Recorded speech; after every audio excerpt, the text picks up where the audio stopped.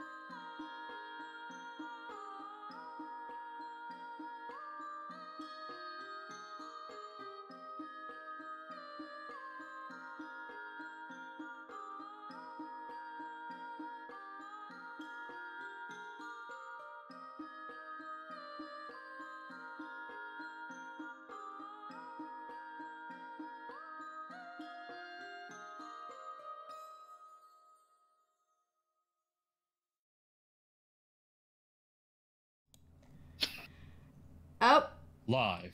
Hi. We are live, I believe. Hopefully. We're all good. Yeah, I see us. Hello, everyone. Welcome to Esthara Chronicles. All is well in Laudenborough, our campaign.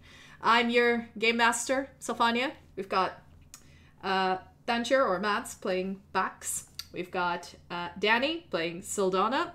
And we've got Gabe playing Ferverand. I hope that is how you pronounce it. I don't know. That's fine.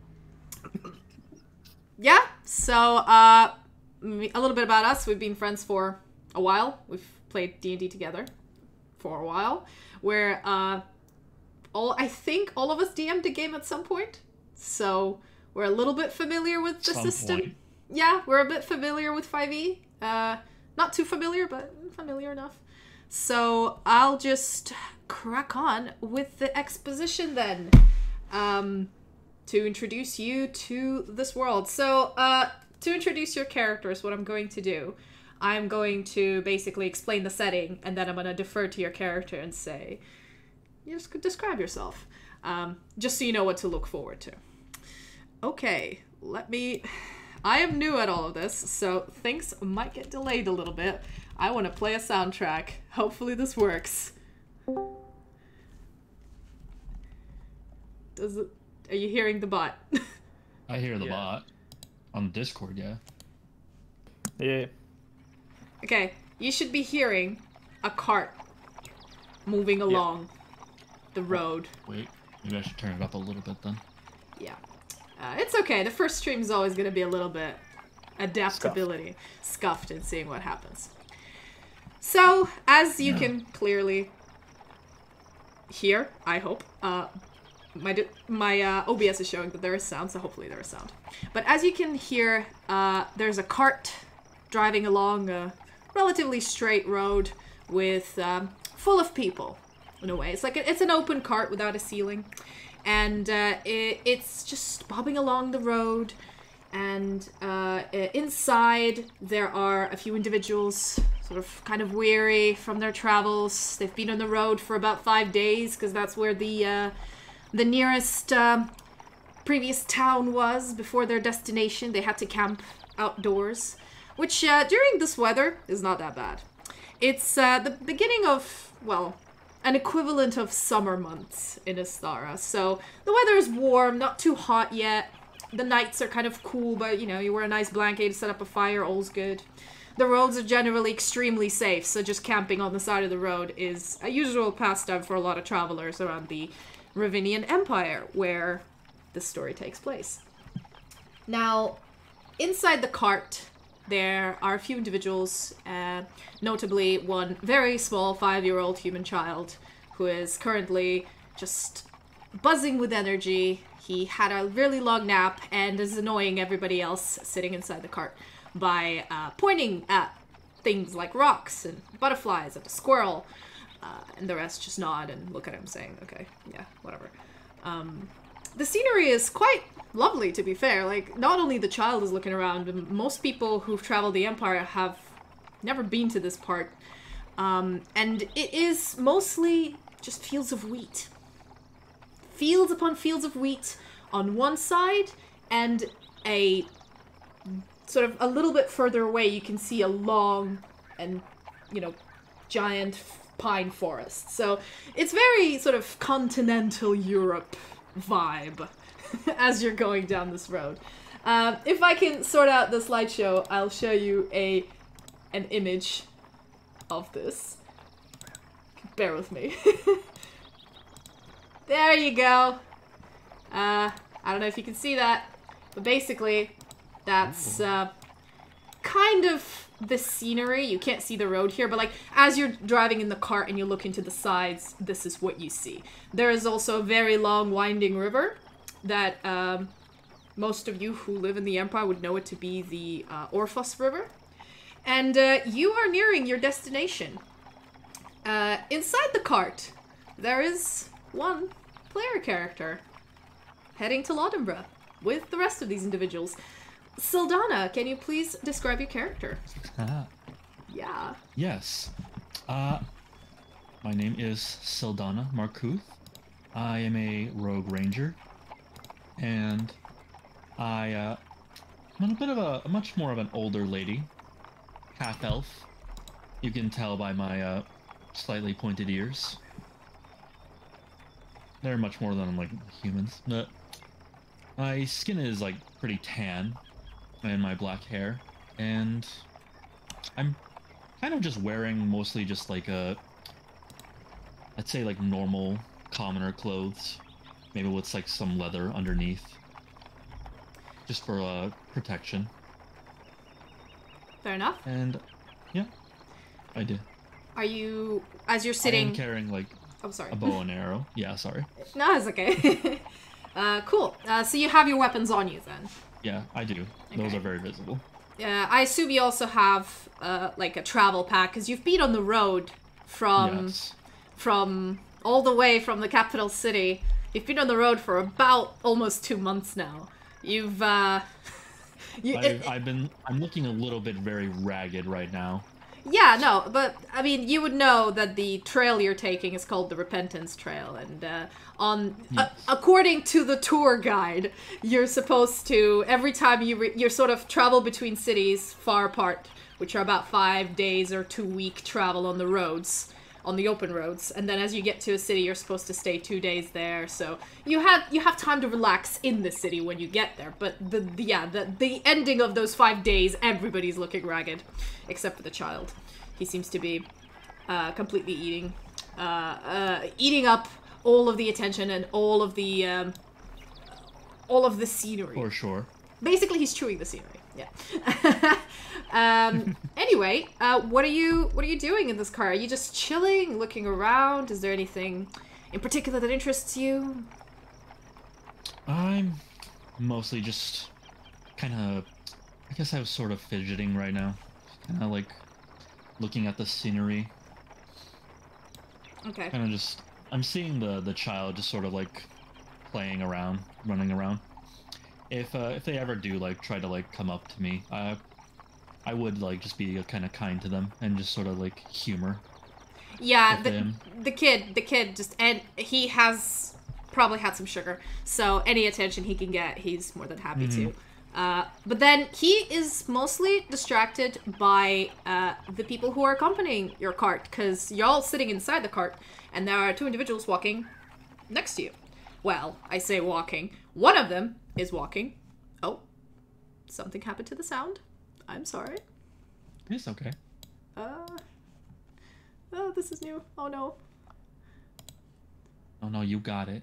Got this, girl. Okay, I'm gonna have to do it again. Just run it again, yeah. Yeah. Just for the same sound. Yeah, they're actually, well, the ambiance is 30 minutes, so I was like, why is it so short? So I'm just gonna put 2 in a row, and then I'll switch. Cool. So as you're sort of the people surrounding the cart, there are 2 individuals. One of them.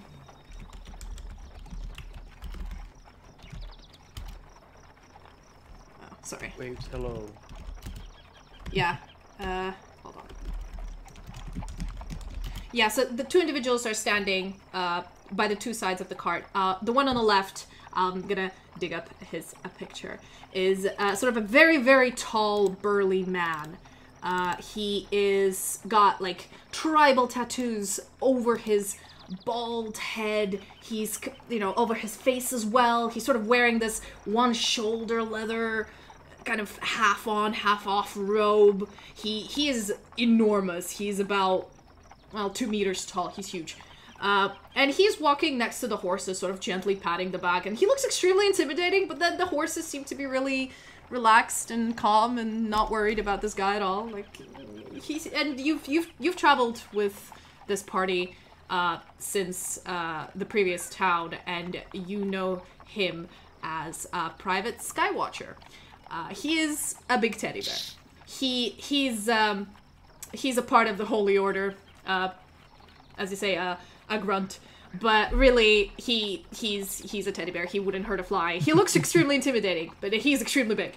But he's just here as a standard protection detail. So there has to be, by law, there has to be a protection detail, especially going with all of the pilgrims down the trail between city and city. So minimum of 2.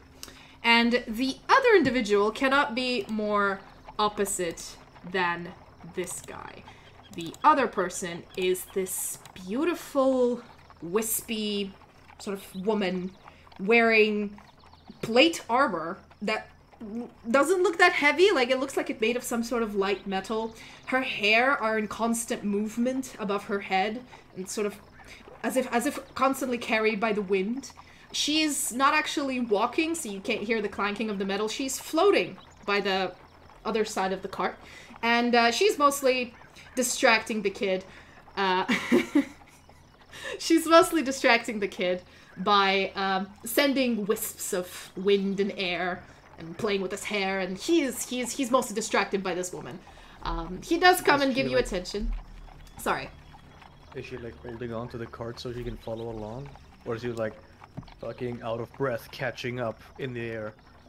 No, yeah, she sometimes, like, she'd be floating in the air a little bit to the side, and then she'd sit on, like, the edge of the cart, and she weighs almost nothing. It's like she's made of air. For those of you unaware, she's an air genasi. Yeah, I'm just wondering if the tribal guy is, like, has a rope around her and walking with it like a balloon. You know what? Sure. He has a rope around her waist, and he's tugging her along as he's walking. She doesn't seem to mind. She seems to be also a bit tired, but, you know, you've camped with them for a few days. And as you're sort of... the cart keeps going, and you're nearing sort of a bend in the road, the genasi woman suddenly sort of perks up, looks towards and goes, "Oh, look over there, or you're going to miss it." And everybody turns around to look in the direction that she's pointing, and you see this beautiful city that's not really sprawling out like majority of cities. This one is built on top of a hill, so it's just the hill surrounded by a wall with about 40 feet tall. And it's got many entrances, and you can see the winding road going into one of the giant gates. And from the vantage point where you're riding inside the cart, you can see at the very top of the hill a giant sort of white marble cathedral with gilded tops that reflect the light. It is a magnificent sight. A lot of the Empire cities look very unique in their own way because they've been built centuries ago. Laudenborough, which is the town that you're going to and your destination, is considered the jewel of the Empire and of the Empire's architecture. The only other city even remotely similar to it would be the capital of Lesnagor, where you've all come from, but obviously the capital city is huge. This is sort of a minor version of that big, enormous city. But for a month and a half of travel, this is the biggest town you've come through. As everybody oohs and ahs inside the cart, and, you know, the child jumping up and down with insane excitement of going in, I'd say you'd ride for another 10-15 minutes until you reach the gates. It is a bit of a drive. And then finally, when you get there, you can see there's other carts right next to the entrance, and there's other people either embarking onto the carts or disembarking and taking their luggage. There's a bunch of Holy Order members sort of wisping about, trying to change shifts, you know, deciding on whose turn it is to take which group where. It seemed like it's not very organized, but there's a lot of things going on. As the cart stops, the private scribe watcher helps you out of the cart, you know, takes the old grandma who fell asleep kind of halfway through, picks her up and just puts her down outside of the cart, and she goes, "Ooh, strong young man." And he sort of nods, puts her down. Oh, no. Pulls the Air Genasi lady a little bit closer to him, and she sort of wisps over and she steps on the ground, unties the rope, gives it to him like, "I'm done." And she takes a roll call, and, you know, she helps the little child along with his grandma, and the individuals have disembarked and are about to enter the city, including you, Sylfania. And as you enter... Oh. Hold on. I am learning how to use this bot. It's a new bot. Sorry about that, guys. Okay. Oh. Oh, yeah, you're trying to change it. Oh, no. It's not letting me change. No! Maybe just, like, cancel it, and then just, like... Okay, how do I do cancel? There we go. There you go. Yeah, just restart it. Okay. So basically, you can hear the noise just hit you as there is the sound of animals, sound of people bartering, some criers. It is a central hall full of people. It is not really like a hall. It is sort of a slightly wide street, right? Ooh, I think I want to make the sound a bit less. Is it a bit too loud? No, that's about right. Okay, yeah. At least for me it is. Yeah, just to keep it in the fine. background. Fab. Oh. Okay, so as you go in, you see through the gates a very winding, narrow, well, not really narrow, average width main street. It would be like a high street.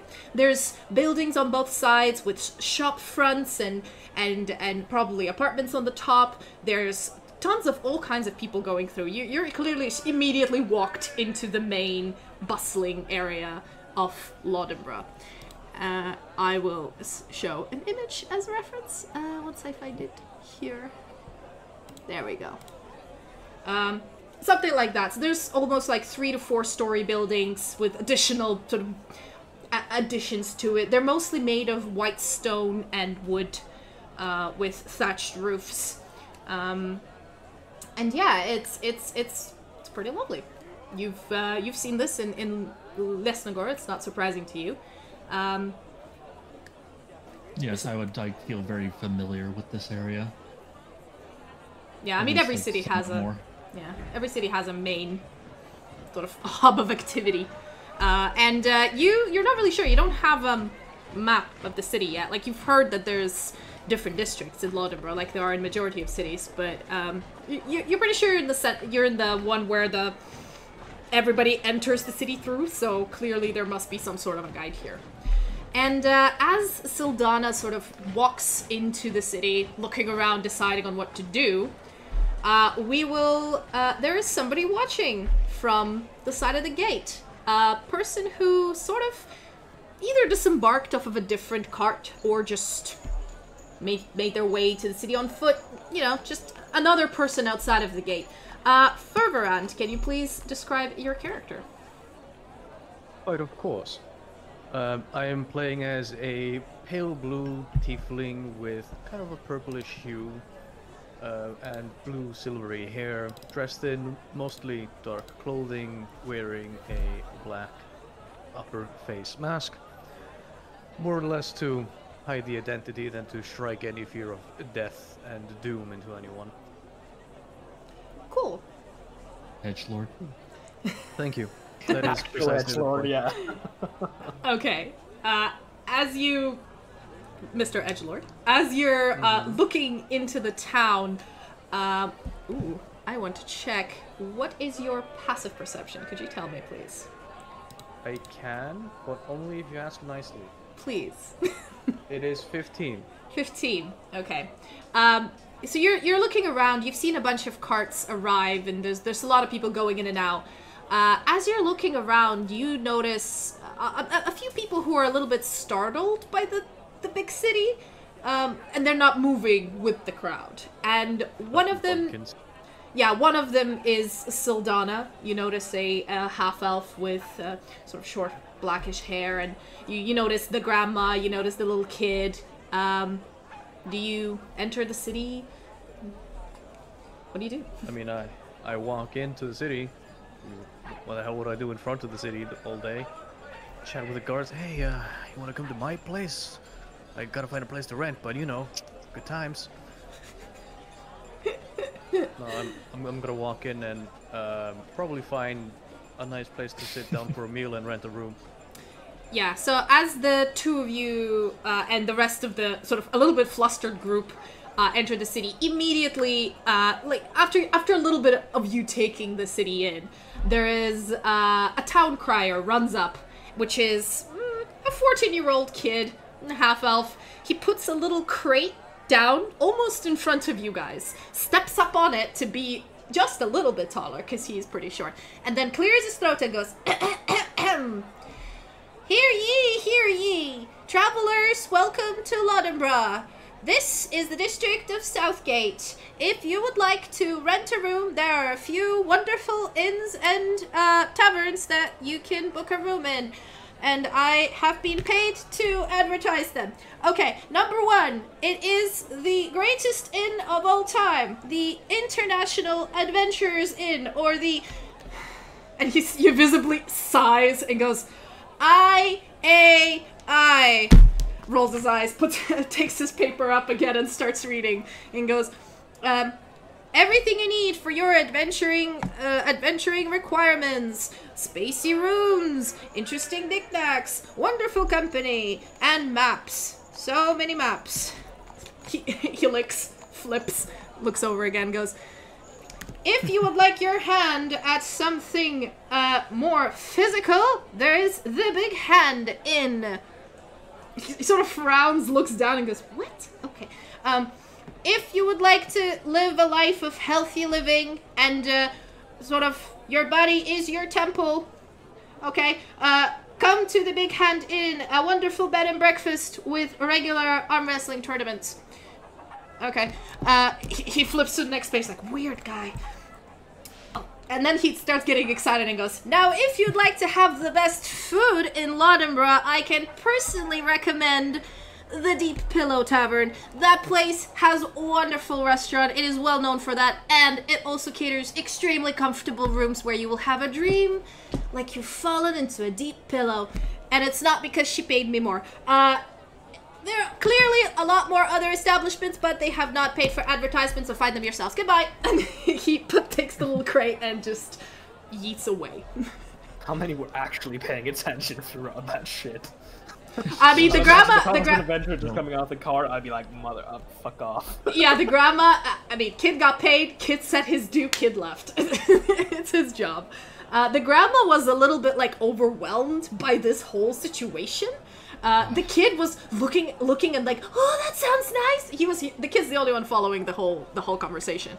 There were a few other individuals that sort of tuned in for a little bit, but I think most of them only tuned in for the best food in Laudenborough, and they went, okay. And they all started. To be fair, he didn't say where these establishments are. He just said that they exist in Laudenborough, and the rest sort of started stumbling their way through the town trying to find said establishments.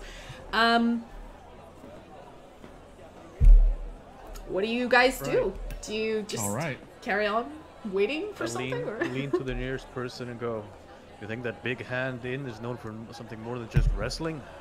The person you talk to is this extremely big-bosomed woman who's selling fish, and she turns towards you with this look of like, I'm sorry, who are you? Oh, my apologies, madam. I am Favorin Dickens, hopefully your next bedmate. But other than that, do you know of the good inn that isn't currently being advertised?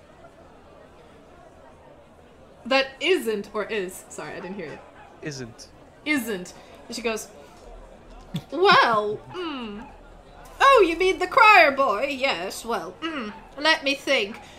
Well, there's the Dry Boulder pub, but I'm not sure he has any rooms. I think these are the main three. It's pretty busy now. The festival's coming along, so the smaller ones would be filled.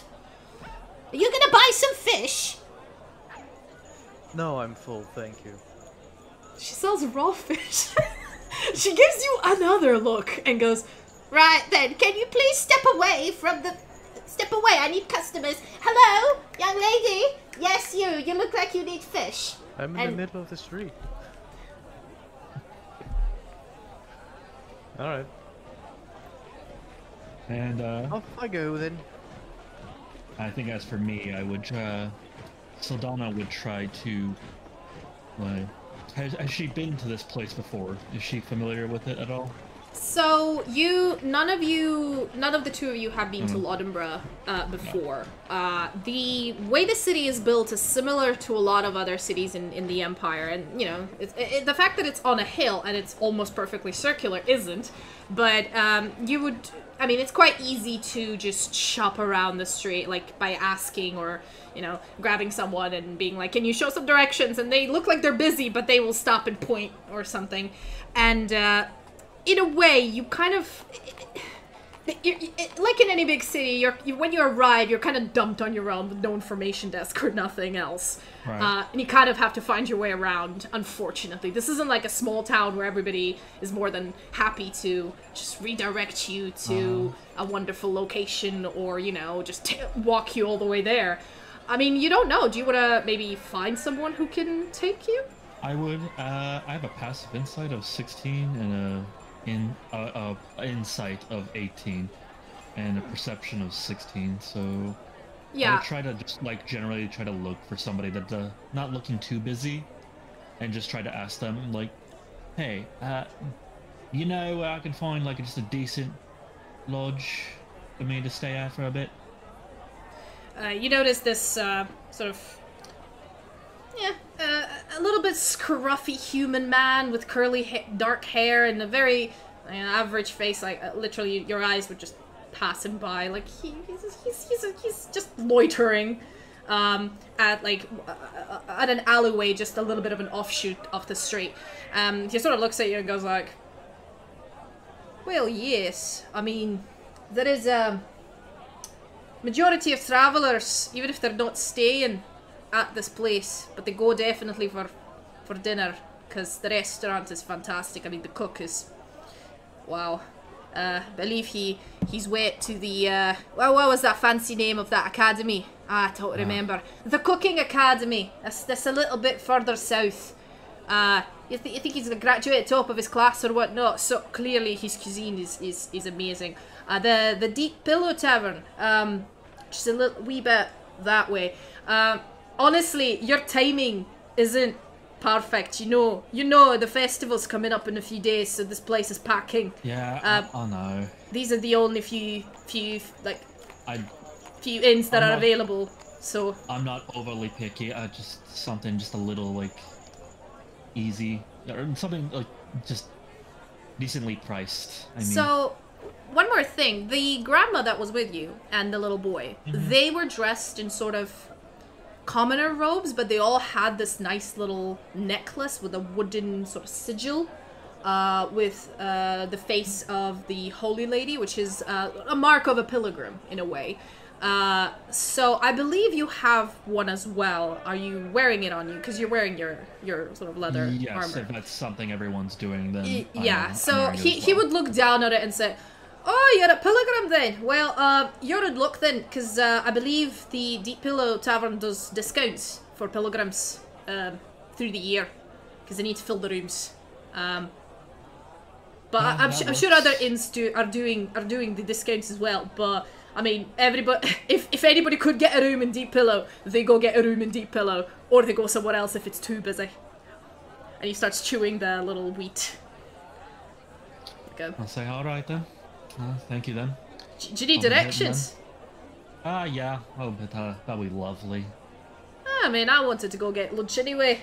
And he flicks away Aw. the little oh god, the word, the little straw, and stands up and sort of ushers you along. A few individuals who were watching you and saw you sort of head over to a person to ask, other pilgrims from the same cart, like, they're a bit shy, but they're sort of like hobbling after you to see, oh, they found somewhere that's nice, let's just follow them and see what happens. I'll probably just turn to him and just be like, oh, do you help out all the old ladies like this? Oh, you're not that old, madam, you're not. I mean, I would not give you over 25. And he starts walking down the road. Is that He what winks. you say to someone with pointed ears like mine? Yeah, he winks at you.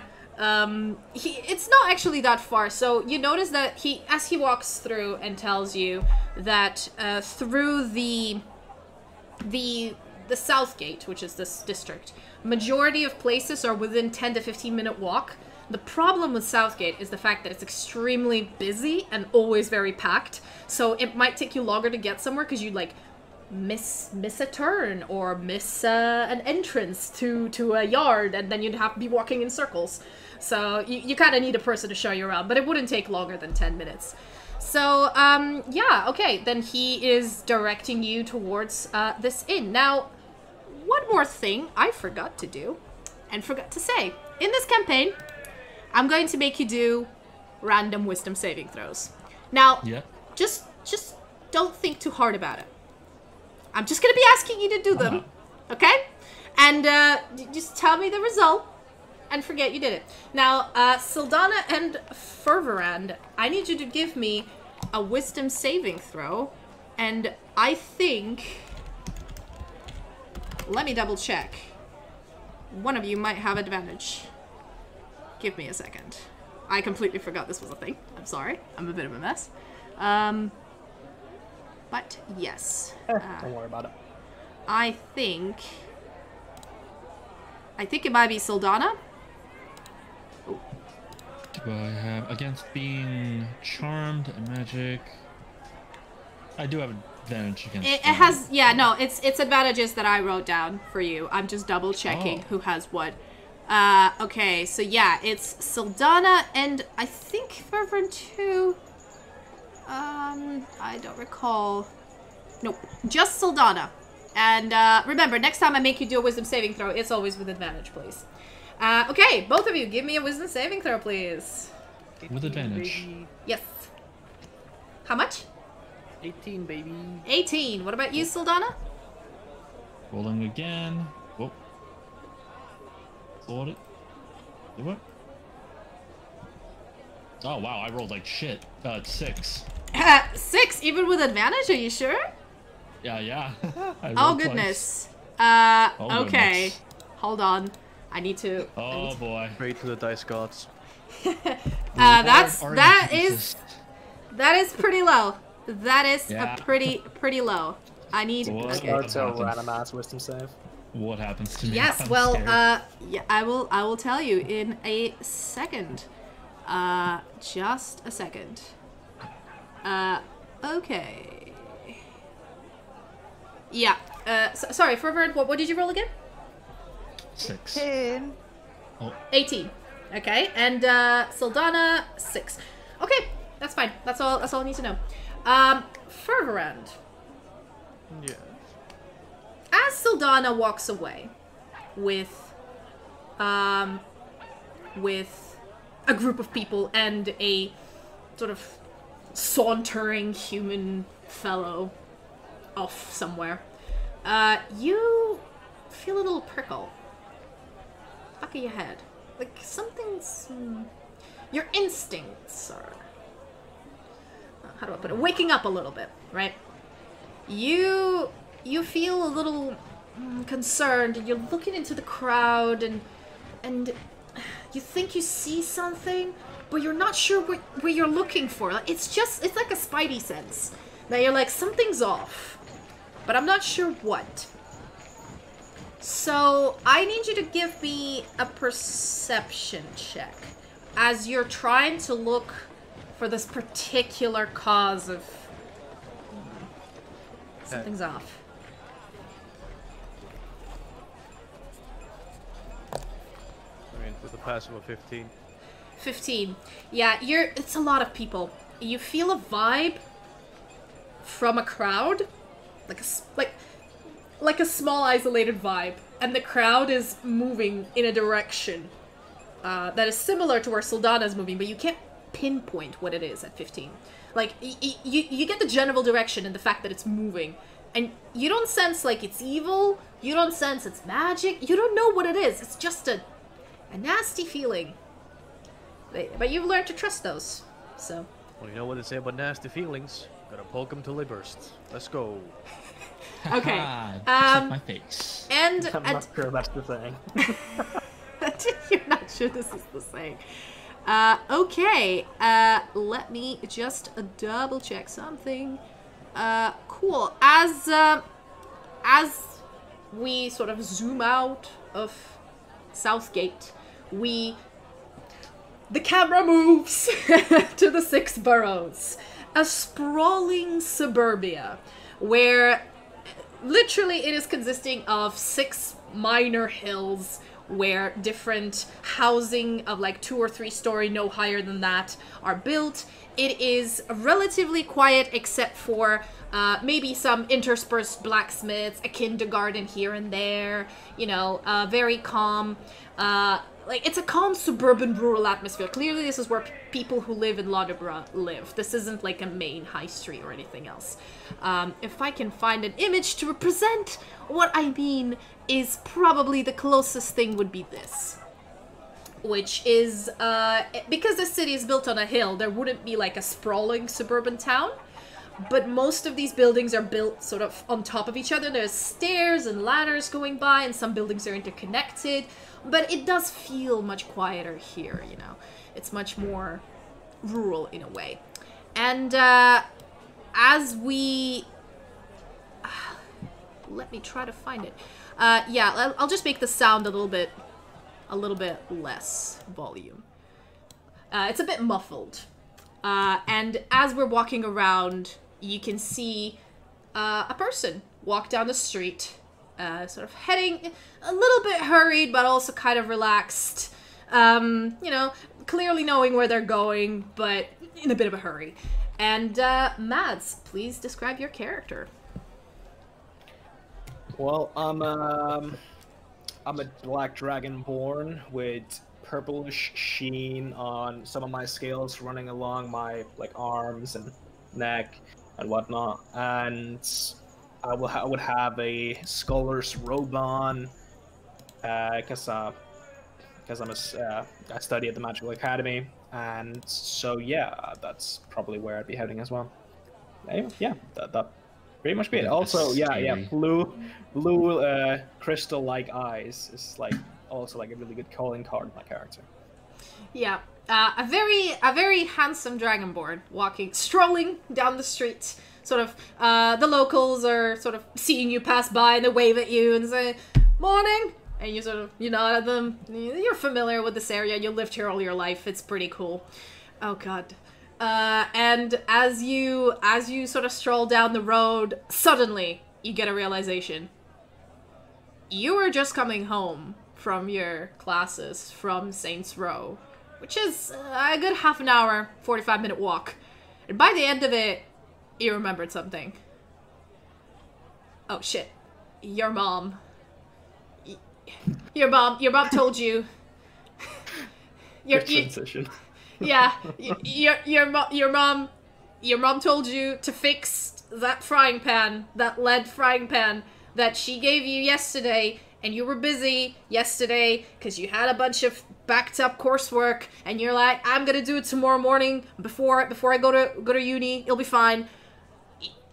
In the morning, you were kind of late, so you rush to your class, and at this point it's midday, and you still got the frying pan in your bag, and you're like, I forgot to bring it to the blacksmith's. Oh shit. So you gotta go to the local blacksmith. You gotta go fast. With kind of like a composure, I begin to like jog, but still like kind of like a proud jog. A proud jog, yes. Yeah. You go into a proud jog. To That's how well you can say it. yeah. All the panic is in here, baby. Not everything else. Yeah, the closest geographically blacksmith that you can find, because the majority of blacksmiths are in the holy marches, which is where the military academies and all the paladin order and all the all the troops are stationed. So clearly they got the blacksmiths and the armorers in that district. But there are some interspersed through 6 boroughs, but they don't do armor. They do like pots and pans, household utensils, farming tools, so different specializations. So as you're jogging, your brain's quickly mapping the 6 boroughs, and you find the closest blacksmith, and you head that way. It's not far, and you make your way to a place called Akchar's Bladewalker Blacksmithy. Yes. It's run by Akchar Bladewalker. You know the guy. I mean, he's a local. You've seen him around, and you've seen him in church. He seems like a decent fellow. His daughter's a beauty. Everybody knows his daughter. Everybody likes his daughter. She's cool. She's the type of like a cheerleader party girl that everybody knows, but she's not the bitchy one, the nice one. Where it's like she's both popular and pretty and nice. It's sort of like, how can a person be all three? But there she is. But you've seen her dad around, and he's a member of the community. So as you're heading over, if I can find the image, yeah, you're heading over to the blacksmithy, and as you come to it, you see there's a lot of pots and sort of rakes outside of the blacksmithy. But unlike the image that is shown here, the fire isn't burning. It's completely dead. Mm-hmm. And it seems the door, which you know because you've passed this place often, it's usually open so that customers can go in and out. It's closed. At midday. Quite odd to be closed at this time. Yeah. I'll go up and knock on the door. You go up, you knock on the door. Nothing happens. There's you wait a little bit. There's no answer. You sort of hover. There's a few passerbys. Bloody murder. Does anything around the area look kind of unfinished, like it had to be left in a hurry? So as you're looking around, give me a perception check. Okay. Perception. I'm absolutely blind because I got a 3. You got a 3. Okay. Damn. So I see fucking nothing. as you're looking around, you see the pots and pans and like those giant like jars, earthenware jars, because he sort of doubles up because he has the furnace and the tempering kit outside. So the furnace he doubles up as sometimes if somebody needs a jar, sort of, what is it? Not a ceramic. Oh god, English word for earthenware, is that what it's called? I don't know. Like, huh? If somebody needs like a hot furnace to get their pots, not pots, but like they're not metal pots. They're made of. Oh god, the word completely escapes me. Clay? Sorry? Clay? Clay. I forgot the word clay. English not my first language. It's hard, okay? I thought you were gonna talk about glass blowing or something. No. If somebody needs like a quick like they don't want to go all the way down. Like he's got the equipment for it, and it's not his main job, but he does like as a side. So you see there's a lot of other jars outside the blacksmithy, and you see like a bunch of rakes and whatever, but nothing. You see, with 3, nothing seems unfinished. I mean, it's a mess. It's always a mess here. Man works overtime. Alright. Well, I can't just not have it. Do I know of any other places that would manage the same job? I mean, it take you longer to go, like, the Blade Walker blacksmithy, it takes, it basically is the central blacksmithy for this district that you live in. There's other blacksmiths for other districts, but you've never had the need to go, because Akchara works crazy hours. He works all the time. This is the first time midday on a weekday, you're like, where the fuck is he? He always works hard 24/7, so you've never had the need to go. You theoretically know they exist. You're gonna need to look around for them, because they'd be hidden somewhere, or like the buildings would be somewhere in between. Like, you know, every district has a blacksmith. You're just not really familiar with them. Sorry. Is there any stalls or anyone who would be like in front of a store or something like that on a usual occasion in which I could ask if they've seen him today? I mean, you sort of turn around to look for other people who live around here, and you know there's old Grandma Gladys, who spends all of her time, except for the last day of the week when she goes to church, sitting on the bench and watching people. So, if you need any information on the comings and goings of the locals of the street, Grandma Gladys knows it. Well, I goes Grandma Gladys. Oh, Gladys. Yeah, I'm going there. She is on her post like a hawk, as always she would be. She sits down and she's sort of knitting a scarf with a giant ball of yarn and a cat playing with it and sitting in the sun. And she raises her head towards you, and she is an ancient gnome. Like, she is as old as sin. Nobody knows how old she is. Gnomes live for a long time, and she already looks ancient. And she's looked ancient all of your life, so you're like, I don't know how old she is, but she seems to be like the wise and old Yoda. And she's all tiny and shriveled and knitting. And she sort of raises her eyes at you, which are big round eyes, and she goes, "Oh, little Baxie. Well, you're back from school, are you? How old are you this year? 10? I'm 25. Oh, well, you kids grow fast. Sorry? I hope this day fares you well. Would you happen to perhaps know what happened to good old Blade Walker over there?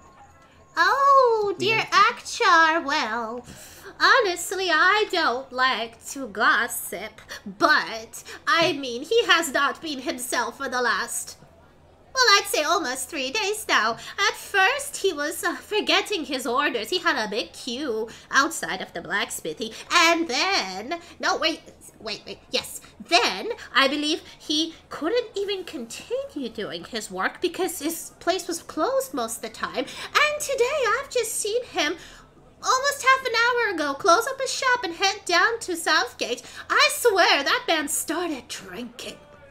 But I'm not one to gossip. No. She continues knitting. Well, that's not optimal, that's for sure. But thank you very much. I suppose I'll take my business towards that place then. Yes, you know, if you could bring him back, of course, if you could bring him back. And she pulls out a few, like, knitting needles that have bumps on them because they've been used over time. Could you tell him to mend these as well? I kept meaning to stand up and get to him, but my rheumatism. She's literally 10 feet away from his I'll make sure to notify it. Oh, thank you. You're such a lovable boy. Your mama must be proud of you. Tell her I said hello. You're gonna disappoint another woman. Bro.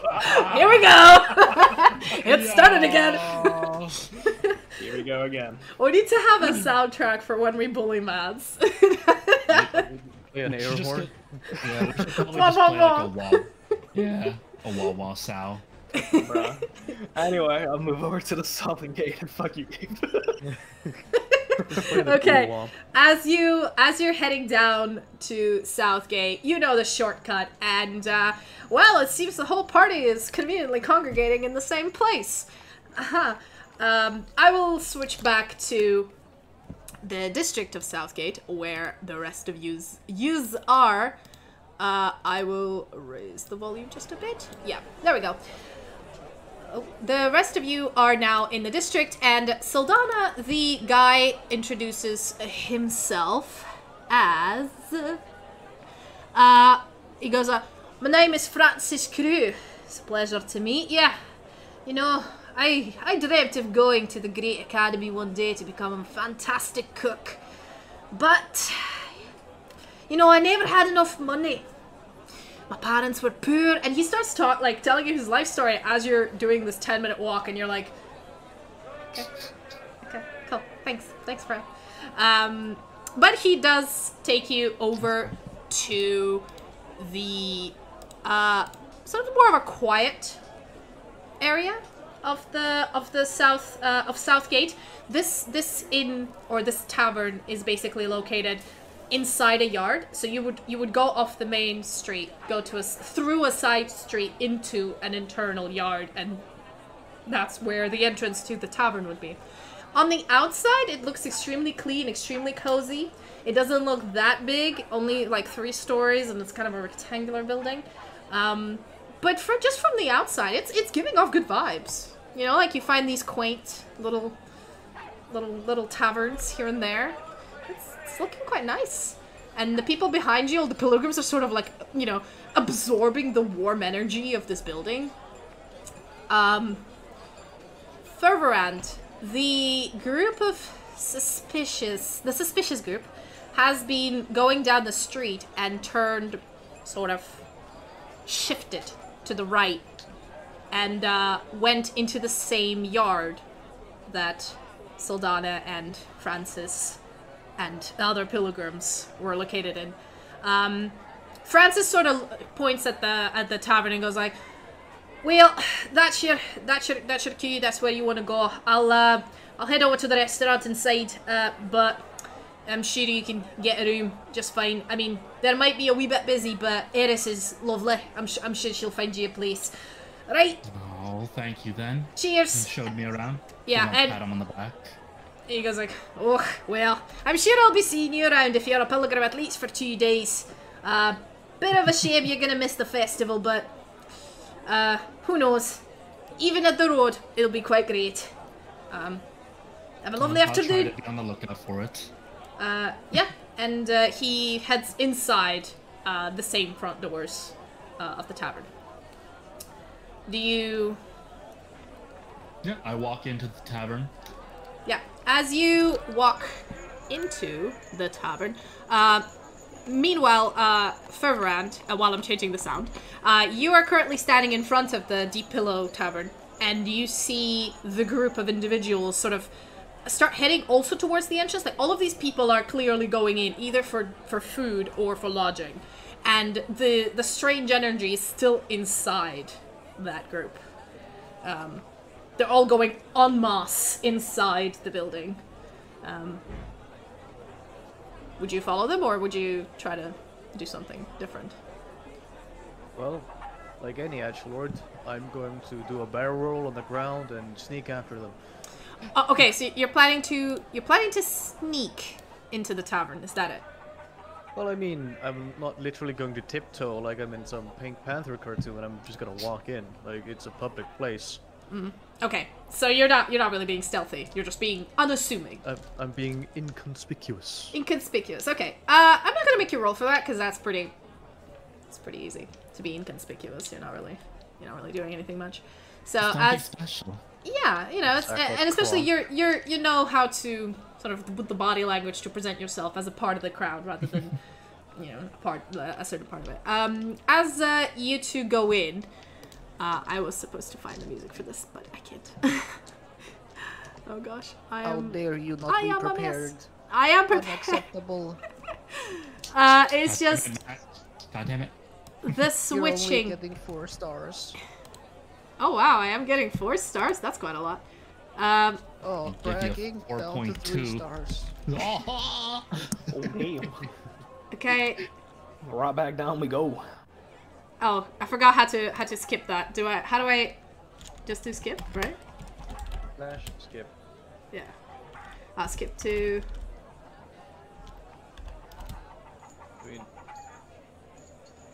Crap, it wouldn't let me. Oh no. Oh well, I guess we just try the same method again. Turn No! it off. It's asking me to vote. No! This damn bot, I swear. Okay, I'm used to Hydra bot. Okay, I know how to do stuff with Hydra. No idea how to do stuff with this damn bot. This is new, and Hydra just decided to stop using music on Discord, and... Yeah, just decided by no other influences. Well, yeah, No. but honestly, it's been... Shh, we don't talk about it. Yeah, we just had to... I had to relearn, and I'm not very good at relearning things. So, as you're entering inside this inn, you can hear the sound of the street outside. And there's, like, knocking and still sounds of the crowd, but because the doors are closed, you notice that the place is pretty soundproof. It's surprising for these old buildings. You'd be like, oh, huh, it's actually hiding. It seems to be a quiet location when one can rest from the hubbub of the south gate. And as you go inside, there is a little sort of welcome desk with 2 plants around it. There's a nice little sunlight illuminating the area. There's some candles here and there, illuminating the lower area, the lower lighted areas, because you can't have too many windows. It's medieval society. No double glaze here. But it's actually surprisingly well lit for these small for the small building. And in front of the welcome desk, I don't know how else to call it, is this very sort of well put together woman, an elf with long auburn hair and beautiful sort of olive tinted skin. So this very pretty. I don't know how else to say. Extremely pretty and extremely sort of really calm and collected about herself. As she raises her head to look at you guys, and she goes, "Oh, hello there. Are you the new are you here for dinner, for the restaurant, or for the rooms? Oh my, there's a lot of you. Hello, Excuse me? Oh, yes. Is your name Eris? Yes, I am Eris Larentasel. I'm the proprietor of the Deep Pillow Tavern. I guess paying that boy was a good idea. So many people. I mean, you are probably the last batch I'm able to accommodate, actually. We are quite full. But and she sort of looks over and goes, I'm sure I can arrange something for the amount of people. Yes. Well, madam, you were in front, I assume. So she goes like, Yeah. Yes, would you like a room? Is it just for one, or do you have more people traveling with you? I would say, I think I would turn her around to try and see if I would see the old lady and the young boy. Yeah, you lost the old lady and the young boy at some point during your trip with Francis. He was too distracted by your charms and too busy telling the sob story about, like, his parents not giving him money to go and travel so he can go into the cooking college. And so when you look back, quite a few of the pilgrims just ended up, veering away from the group. So the grandma and the kid, unfortunately, are not there. Oh, wow. There's a few other individuals, but they seem like couples. So they seem like, like a wife and a husband, or like a brother and sister, or 2 sisters. It's a lot of the pilgrims undertake this pilgrimage together, just for safety. And some then people, in that case, I would just turn around and I would just say, just for myself. Oh, right. Yes, usually we have double rooms. So we have 2 single beds, but we do have a few double rooms. And she looks over and sees your symbol. You are a pilgrim, so we are doing a discount now. Because, as you said, my inn is full because of the festival, so I'm quite good. I'm quite okay, you know, doing... charging the discount for everyone. So usually our double room is at 10 silver per night. But for the pilgrims, it will be 5. Only for 5 silver. Yes. It's an offer I'm doing now. I'm feeling generous. You know, it's the time of the year to be generous. So there you are. No. I think that would be lovely then. Yes. So the room does not include the food. The food is paid for extra, which is in the restaurant. And she points. So you see.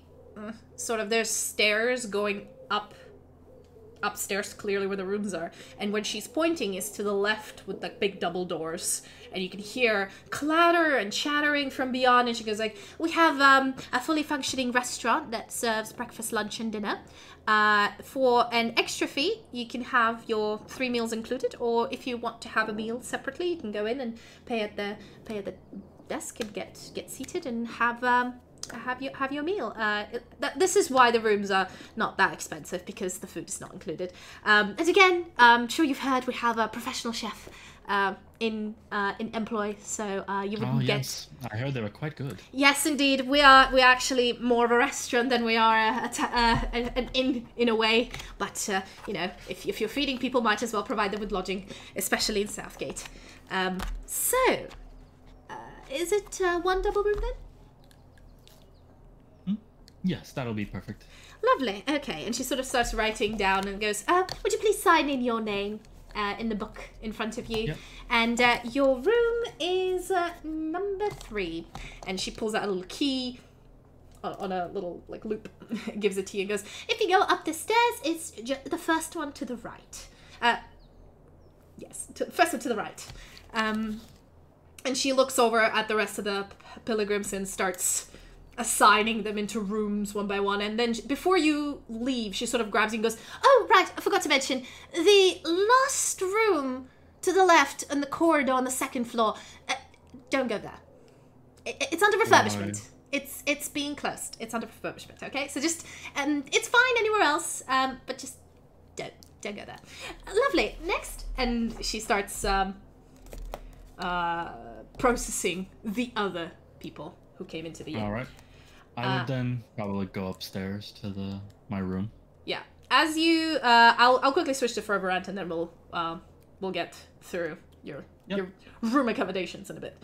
Fervorant, you've witnessed this whole scene. You were standing a little bit to the side and conspicuously watching. So far, this whole place seems pretty cozy, pretty standard tavern. You did hear that remark of, don't go into that last room. Just the last one? Yeah, the last one, the last on the left on the 2nd floor, don't. It's under refurbishment, so it's closed. But the other rooms are available because that's where people stay, so it's fine. And you've been sort of watching the group, and for now, I need you to give me another perception check. This time with advantage, because it's less people. Okie doke. Oh boy, that's a 22. 22. Okay. As you're looking at this group who's slowly dwindling by individuals going up with their room keys and going ahead to their rooms, you notice that there's somebody in this group that looks very different from everyone else. The person looks like, there's individuals obviously dusty and dirty, and some of the clothes are a little bit ripped from travel. It happens. This person looks like a beggar. They look pretty filthy. My god, it's a dwarf, isn't it? Oh god, no. No. It's a hooded figure wearing this tattered cloak, human-shaped. The shoes are, like, they got holes in them, man. Like, you can see his toes sticking out of it. And you notice that his, like, you can see his feet sticking out of his shoes. You see that he's not wearing any, like, he's wearing probably trousers that were cut off somewhere at the knee, so his calves are extremely dirty. And he's like, you're surprised you didn't notice him before. When you were looking at that group, maybe he blended in, but even so, it's hard to blend in when you look like that. And he seems to be clutching, like, a bundle of, like, rags to him, like, all of his earthly possessions. And you notice him coming up to Eris and just leaning down and whispering something. And Eris is looking down and looks up at him, and she doesn't seem to be... How do I put it? You're very observant. She doesn't seem to be surprised that, like, visually, you know, even if you're not really prejudiced, when you're looking at a group of individuals and then one person who clearly doesn't belong to it, you might, like, just do a double take or just give them a look, right? You can't control that instinct of, oh, they're a bit different from someone else. She doesn't seem to do that. She seems to view him exactly as the rest of the group.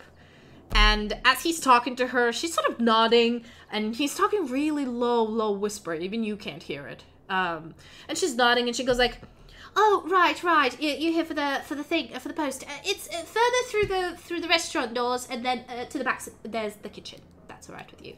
The beggar sort of nods and sort of starts limp shuffling away straight through the open restaurant doors. And there's a waiter dressed in, like, there's a half-elf sort of young girl waiter with her hair in a ponytail, dressed in these, like, smart clothes in a way. Like, I would say they're medieval, but they're not really too medieval-y, so, you know. She's clearly waiting staff, and she just opens the door to him normally. Like, nobody blinks an eye. You're the only one that seems to be like, what is going on here? And the person just carries on through the restaurant. Don't order any food anytime soon. Is there anybody that's just, like, sitting quietly by themselves eating? Are you looking into the restaurant then? Yeah, I'm just giving a quick look over. Yeah, as you head over and look at the restaurant, it's huge. The place is a very long, rectangular area with many tables. There's a lot of people here. It's lunchtime, so a lot of the pilgrims, instead of going to their rooms, immediately went to the restaurant first. There are waiters bustling back and forth, bringing in trays and trays of food. You know, it's extremely bustling. So there's a lot of people chatting to each other. And you see that there is one man sitting in a corner, like in a corner individual seat, like closer to the wall. It's usually a seat for two, but it could be a seat for one. It's like one of those smaller tables.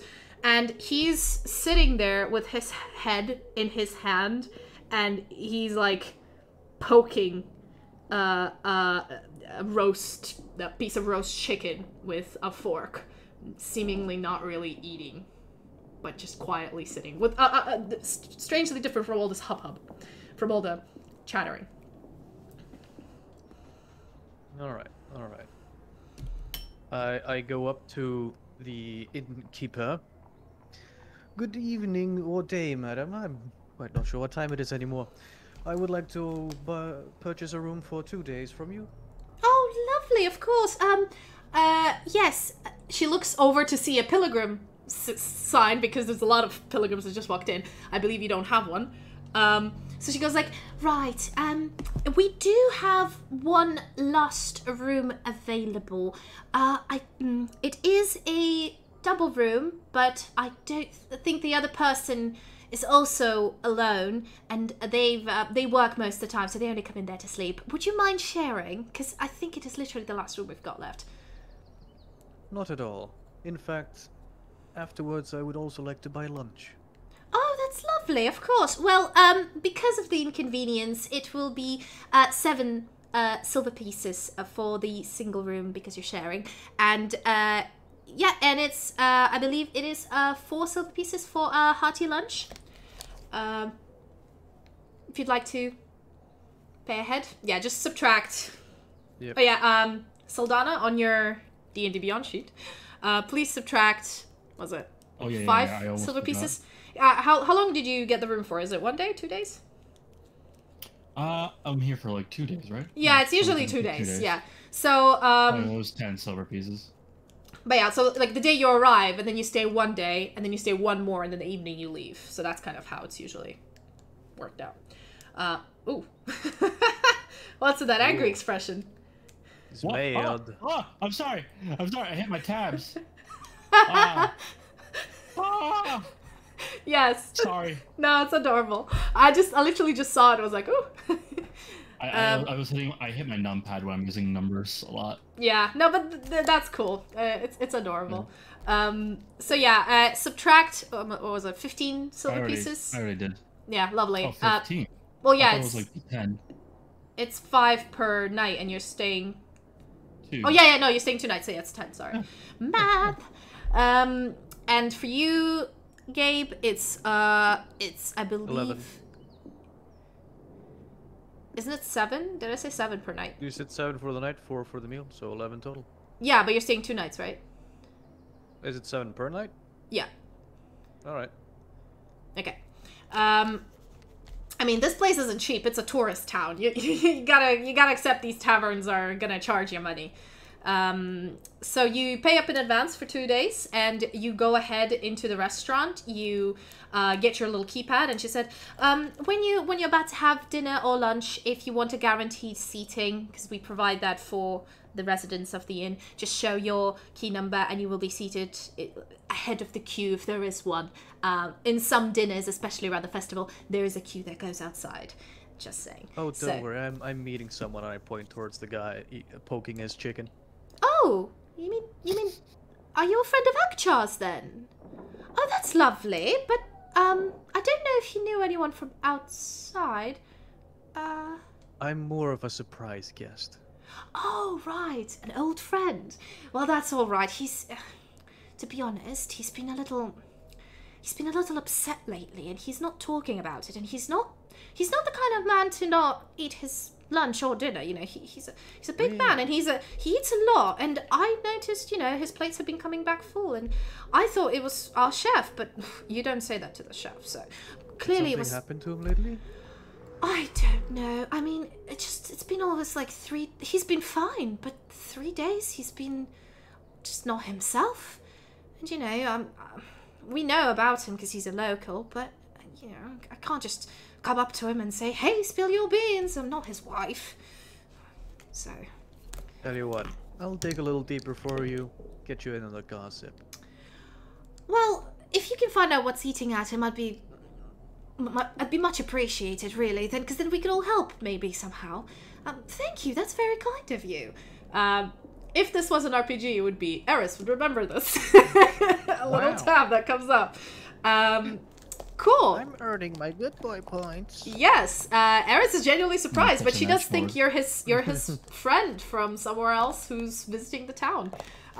So yeah, I will get back to you and that whole situation in a little bit. I'll quickly flip back to Sildana. As you go up to your room, you enter it and you see it's actually pretty big for 5 silver. Usually you're like, well, it is not cheap. It's not dirt cheap. But rooms in inns like this usually cost a gold. Or like a gold and a half a night. This is pretty nice. There is a fireplace. There's a big double bed that can fit 3 people. It's a king-size bed. There's a big wardrobe. There's even like a full-on bathtub with a separator where you could like request a wash up and request a bath, and the staff would bring water to your room so you can easily take a bath right next to a fireplace, and you don't have to go to public baths or anything. And there's even a separator in case there's, you know, you're taking a bath and someone else is chatting inside the room. They, you know, you can have a bit of privacy. It's amazing. Like, you're like, damn, this place, like, didn't need ads. This is pretty comfy. Looks pretty great, huh? It's cozy. It's chic. It's like full-on hotel experience right here. I will not lie. I'm a little curious. Eris said the room that was like on our renovations was like right next to mine or something? No, it's further. You're one end of the corridor. That room is on the other end of the corridor, like at the very end of the second floor. And there's also a third floor. But was I able to like see it though? Yeah, as you came out, like went upstairs, you saw this very long lit corridor, and at the end you saw like there's doors left, right, and the one on the very, very left, you sort of took a peek, and it seemed to be like there's boards. There's these wooden boards that just boarded the door off. Okay. It doesn't really... I don't know how suspicious you would get. But the fact is... I'm not really suspicious. I just assume, like, yeah... Yeah, when somebody's renovating the room, usually they just lock it. This place looks like it's just been boarded shut. It's a little weird. It's a little weird. Yeah. But I'm not sure if it's like, should we investigate there's no sounds. There's a room right across it where people, like where you've seen like two pilgrims walk over, give a strange look at the door, and then shrug and open the door that's like across the corridor from it, and that's fine. There's clearly like no noise, no smell, nothing seems to spook. Nothing seems to spook the locals. So. I mean, there's no way really getting in that room except trying to remove the boarding, I'm assuming. Yeah. From what it looks I like, mean, at least. you're not like coming to investigate it. You're literally looking leaning over to take a look at the corridor, like what the hell's going on there. Exactly. Seems to be just an off-bounds area for some reason. Okay, I would just relax in my room then until I probably just got hungry in like an hour. Yeah. And then okay. I come down and get some food. Fab. Then I'll get back to the two of you. Yep. Moving slightly back in time to Bax, who is speed walking. You came from Saints Row, which is on the other end of the city from Southgate, and went through the six boroughs, so not right through the city, but across the perimeter. So you've done your what is it? If you had a Walkman, you've done your steps for today. Done some professional power walking now. Yeah, no, your glutes are gonna look fantastic. These are hills, okay? These are hills and stairs. This is like Edinburgh. You're gonna have your calves looking meaty. And as you're, I'd say it takes you a while to get there, but you do make it to Southgate because you know all the shortcuts. You live here. You make it to Southgate, and the old grandma just said that you walked in, like he walked to Southgate. She didn't specify where. Like, I mean, she probably has that information. You wouldn't put it past her. The woman is a gossip, but yeah. Where do you start looking? There's, I can tell you a few establishments other than the inns that are in Southgate so that you know. Well, if I recall right, she mentioned that he started to seem like he wanted a drink or something. Or was drinking. Yeah. And thusly, I probably would go to one of the inns. So I'd probably visit the most popular inn. So, drinking-wise, like, that's the thing. Inns have more food. What you would know is that the International Adventurers Inn is your typical adventurer's tavern. There's not that many... The reason why it would seem to be the most popular one, but it isn't, is two things. The location, it's located at the very end of Southgate, closer to the, oh god, what was it? To Light's Rest, which is where the clergy live. So it's in the quiet area. That's number one. Number two, in Ravinia, there isn't really that much, in the Holy Empire, there isn't really that much need for adventuring. So there's not that many adventurers. There's mostly tourists, pilgrims, individuals visiting their friends and relatives for festivals.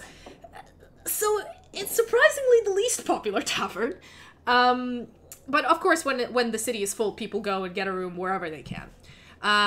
Then the other places don't really, like, they do provide alcohol, but it's not really a bar. There is a pub, where people go to just get drunk. It doesn't serve food or lodging. There is a pub. So it's up to you whether you want... It is, to be fair, it is lunchtime. So even drunk people need to eat. Although sometimes eating is cheating, so who knows? Would I know him well enough to know where he would usually go? Okay, give me... That I knew him. Yeah. It's plausible. Give me... What role would that be? Give me history. If it's for like just a memory, probably just intelligence. Yeah, it'd be history check. Give me a history check. Oh, history check. Yeah. Works. Oh, fuck you. Went from a 19 to like fucking 3, so 7. Fucked. 7. I mean, Yeah, big no-no. you have the tendency to be like, you know, he's like one of those relatives that you see on holidays and you're like, I know him, but do I really? I know of him, and you think you know him well, but then when you really think about it, you're like, oh shit, I really don't know. I what really want to like wave to this person. Have I... Did I just wave to the guy who draws lewd sketches of everyone? Have I heard any rumors or anything of the sort regarding his daughter or something? Where she's been at? Nope. Honestly, you're in the Wizarding Academy. She's all you know is that she you don't need a role for that. She's the popular girl. Everybody knows everything about her. She's a scribe. She's from a scribe college, and they're in the different areas. You're not in the same building. You know of her. You've seen her at some like festivals and parties over the years, but you're not really friends. You don't know her friends. You've seen her like a week ago, you think, on the street somewhere. She looks pretty distinctive. Like she's a tiefling with these bright pink short hair, and she's got this light pink skin. So whenever, and she likes to dress in this like white and dark fuchsia outfits, sort of highlight the light pastel pink of her body. So she's when she's walking down the street, she's quite easy to see and pinpoint in a way. So you've seen her around when you were passing between your classes, because there is like a central, I don't want to call it like a square where there's a few trees and a few benches where students can like take a break before they have to go to another lesson. So you've seen her around, but never really had a conversation with her. And you're pretty sure you've seen her at least a week ago. You're pretty certain. Yeah. But you don't know. I suppose the best thing at the moment, to not also give too much attention to myself, would just merely to check out the inns. So I'll check the nearest inn first. Okay.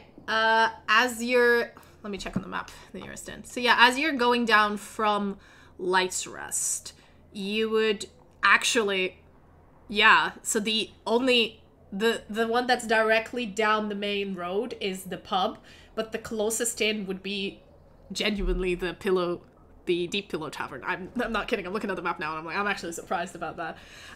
But yeah, you would know that the International Adventures Inn is closer to the other end of the South Gate, and you are going to check it out eventually. You do know that everybody, if you can get a reservation for lunch or dinner at Eris's place, you'd go. Many times you and your parents would celebrate your birthday or some sort of big event at Eris's, you'd book it. She does weddings, it's the town, like the city restaurant to go. You're like, if it's lunchtime, I'll probably find him there, and if not, you'd probably think it's a good shot to go to the pub, because he'd be there. Okay, you make it to the tavern. You walk in. Eris waves at you, goes, "Oh, Bax, hello, how's your mum?" Oh, she's doing just wonderful. How about you? Oh, I've been doing well. The business has been booming, but obviously it's the upcoming Consecration Festival, so of course everybody's trying to get to the Holy City. If they can't get to Lesnagor, they get to Laudenborough. So I've been completely stuffed. I mean, my last room went today, so I unfortunately I'm gonna have to start turning people away. I hate that. That is quite amazing for your business as well, though. I know. It is for everyone, though. It's one of the reasons why this festival is so important for all the traders and whatnot. So, what brings you here? You here for lunch? That's a bit of a way to go from your college. Not quite. What a situation occurred, which was the Blade Walker was missing at his shop. Have you seen him lately? My, he's quite popular today. Yeah, he's inside having his lunch or whatever's left of it. I mean, Oh, poor he man. is. Oh, lovely. Yeah, I mean, he's currently, I think, meeting with a friend. I mean, I'm sure if you ask nicely to join them, and she kind of looks you over.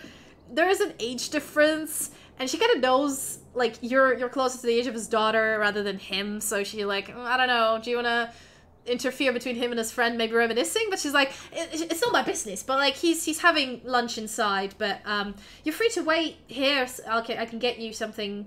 Somebody can get you a drink if you want to chat to him once he's free, or you can join him. It's up to you. Well, I do think, you know, it's a little cheat way of doing it. I think he helped my mother out recently, so I think I can give him a little gift beer, if you know what I mean. So I can oh, try that right. out. Yeah, that's fine. Yeah, of course. Sure, I think he's just inside. Yeah, I mean, you'll find him. And, you know, I'd say you enter the restaurant. But because of the timing, let's say that Fervorand managed to get in first. Sildana, you're still in your room, sleeping. Or chilling. Just before resting. I'm mostly just putting all my stuff away. Yeah, before you can get hungry. Fervorand, back to you. As you enter this sort of restaurant where food, people running around, getting drinks, it's not calming down. You already notice that they're beginning to start a queue of people waiting outside in the lobby and some people waiting outdoors in the chairs to like get a table. Place gets packed. You walk over and you see this individual sitting down and brooding and looking over his almost untouched lunch that smells amazing. The man is like a deep red tiefling with this magnificent beard and these really nice horns. And usually like he's got these like red glowing eyes, but he seems pensive. But in reality, when you looked at him, he was extremely like looks tired and miserable. I just sit down like across from him, and is he seeming like more out of like lost in his own thoughts, or just staring at the food?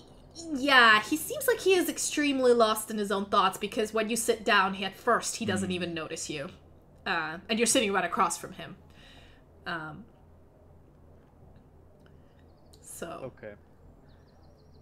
Hello there, old chap. What's on your mind? Yeah, he sort of leans over, looks up at you, and goes, "Sorry, do I know you?" No, not quite, but you do seem quite disturbed. Yeah. You know personal that, stuff. That food of yours is only gonna grow colder if you keep playing with it like that. I know. Eris is gonna kill me. You know, she finds it's a personal insult if we don't finish the food. But I just... Well, what's stopping you? He sort of looks... At this point, he looks you over.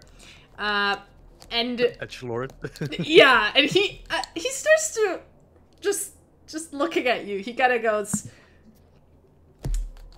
Right, you seem to be a traveler and adventurer of sorts, I believe. God, no. No, please don't. Right, but he gives you a look up and down and goes, yeah, I mean, you don't find many of those in this area, but yeah. Well, I mean, it is from the capital. I mean, it's quite fine clothing, actually. I believe it's an antique. It was quite popular, I think, about 20 years ago or so. Yeah, I mean, I've never been to the capital. I was born and lived all my life here, but I wouldn't know. But I'll take your word for it. Thank you. Listen, I mean, I know you mean well for some reason, but I don't know you. And this is a personal matter. I don't want to offend. I just don't feel comfortable talking to someone I don't know, you know? I understand you completely. It's just that Ares here, and I gesture towards her, is worried sick about you. You know, she knows that you are aware that she takes not finishing your food as an insult, but at the same time, she cares enough about you that you are plaguing her mind as you sit here in, well, silence. Yeah. Well, and he sort of looks around and give me a persuasion check, just a flat one. Oh, flat persuasion. Let's see here. 8. 8. He looks at Eris and looks at you and goes, "She means well. She can't help though. And I sincerely doubt you can as well, so if you don't mind, I'd like to keep suffering over my lunch before Eris decides to kick me out again." And at this point, Bax, I mean, it's a date. Sorry, man. It is what it is. At this point, Bax walks in to the restaurant. And immediately, you turn to your right, and you see Akchar. You've seen him before. You're not surprised by his, as Danny says, devilish looks. It's pretty common for a tiefling, okay? He's just red and extremely handsome. Well, let him be. I know. Okay? But you're used to him. But he's sitting next to a guy you've never seen before, who looks like this. I mean, I'm gonna bring up a picture again, just so we have a visual reference once more. Quite a lot of these. I mean, they're literal two different color palettes. The red and the blue. Literally got 2 color palettes here, yeah. Yeah, we need a white. Yin and yang today? What is not kidding? We need a white now, and then we have a tricolor. So we get a white, we get France. Mm-hmm. I walk up gently, next to him, not behind him. Mr. Mr. Bladewalker. How you doing? He looks up at you and goes, like, frowns a little bit, trying to, like, he was in the middle of a conversation, then he turns to you and goes, like, "Box, yeah? Obsidian, yeah? You wanna know? Yeah. Oh, hello, right, yeah, no, I remember." Oh, and he sort of looks down at his food and goes, "Oh, I'm so sorry, lad. I completely forgot. Your mum told me about the pot. She said she's gonna send you over with it, and I was expecting you yesterday, and then I just, yeah. I mean... no worries. I'm more surprised finding you here this hour. How you doing? You doing okay? Yeah, I mean... as well as I can be. And he looks around again. He seems to be looking at not you two, but people who are sitting around, who seem to be ignoring him, but he's aware that some of them may be listening, and he goes like, "It's just been difficult 3 days, you know."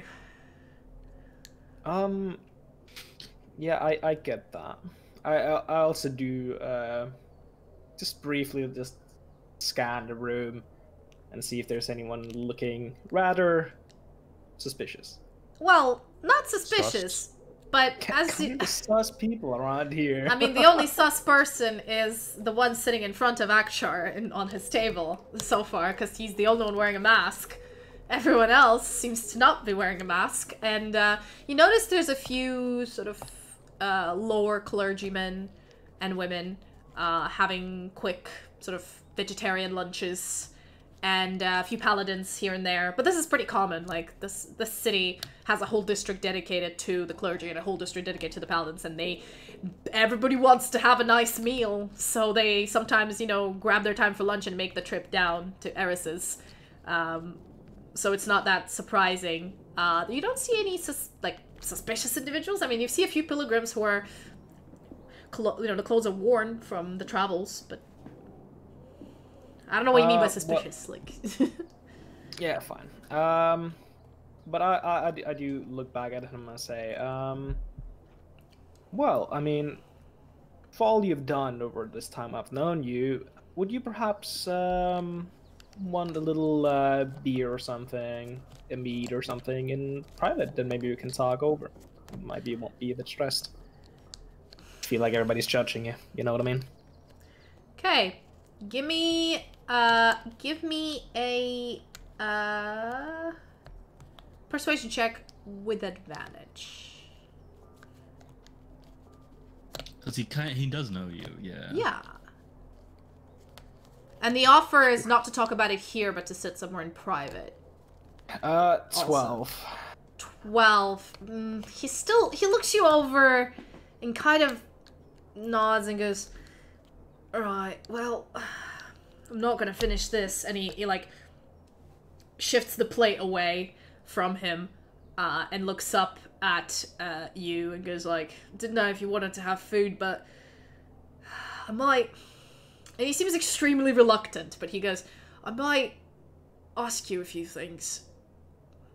Probably best if we take it maybe out of the restaurant, maybe, I'm sure Eris can arrange. There's a private table in the corner over there. Are you wish for this gentleman to join us? At this point, he turns towards you, and he completely forgot you were there. Again. I just go, oh, I wouldn't like to intrude. You seem to have quite the connection, and I don't want to step on that. Oh, no. It's completely fine. I do like a little bow, and I kind of like reach my hand over to you, like trying to shake your hand. How are you? I am Bax, Obsidian. I take your hand. Oh, don't go kissing my ring now.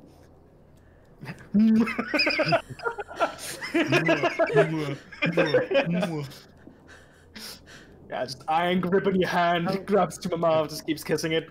Don't tell me what to do. No, I'm Fervent, and if you don't mind, how do you know common gentleman here, Mr.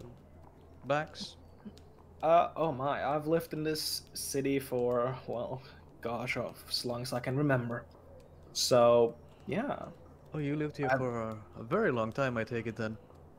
Yeah, yes. Mm-hmm. So, you over wouldn't time, happen of to... course, no? No? Go on, sorry. You wouldn't happen to know where most of the clergymen like to hang out outside of these taverns? I'm kind of looking to join the faith in a new eye, if you will. Have a good general idea, yeah. Then perhaps, whenever you're done with our common friend here, you might enlighten me. That would be my pleasure. Wow, I'll be here. It's so weird watching Gabe and Mads be civil with each other. I'm just like, Hang on. I can fix this. Fuck you, 5 Mads. sentences without an insult? Whoa. I know, I was just like, I feel dirty just from watching this interaction. Oh. You're a piece of shit, Mads. Yeah, I'll try to put in more insults next time. No, it's just so, Backhand it's so strange. You're so polite. Anyway, okay, so I'd say Akchar takes you just out of the restaurant. It's still in the waiting room, but it's closer to there's a window looking at the back where there's horses for people who didn't come in carriages and who came on horseback. There's a bunch of stables, and it's like a private table, but it's still in here. It's just not in the main dining room. So he hasn't taken you off the premises to go somewhere really. And they do drink service here as well. So Eris sees the two of you walk over, and she sort of nods at you, Bax, and gets a waiter to come over and get you 2 mugs of ale. And then the waiter hustles back into the restaurant. Before we start this conversation, I'm going to quickly round up on you guys. And if you guys want to have a quick, maybe 5-minute break to, buy a break or something else. But before this, Sylfania... I assume at this point, I don't know if you want to get hungry and come down for lunch or something. I would definitely come down. I'd be like, no, yeah, it's about that time, I think. Okay. So, and Ferverand, you are left alone at the table with a half-eaten plate, and the waiter comes up and tries, looks at you. He doesn't know if it's your plate, but he kind of... I already ordered food. Okay, you've ordered food. So he picks up the plate that's half-eaten, rushes off, and tells you it will be a few minutes. Whatever it is you've ordered, they have the service. So we'll take a quick break now before we continue with these conversations, because there's going to be a lot of yapping. So if you guys want to refresh your drink, take a bio break, whatever. Yeah. And Okay. we'll be back in a second. Yeah, my body real quick. 5 minutes. Stretch your legs.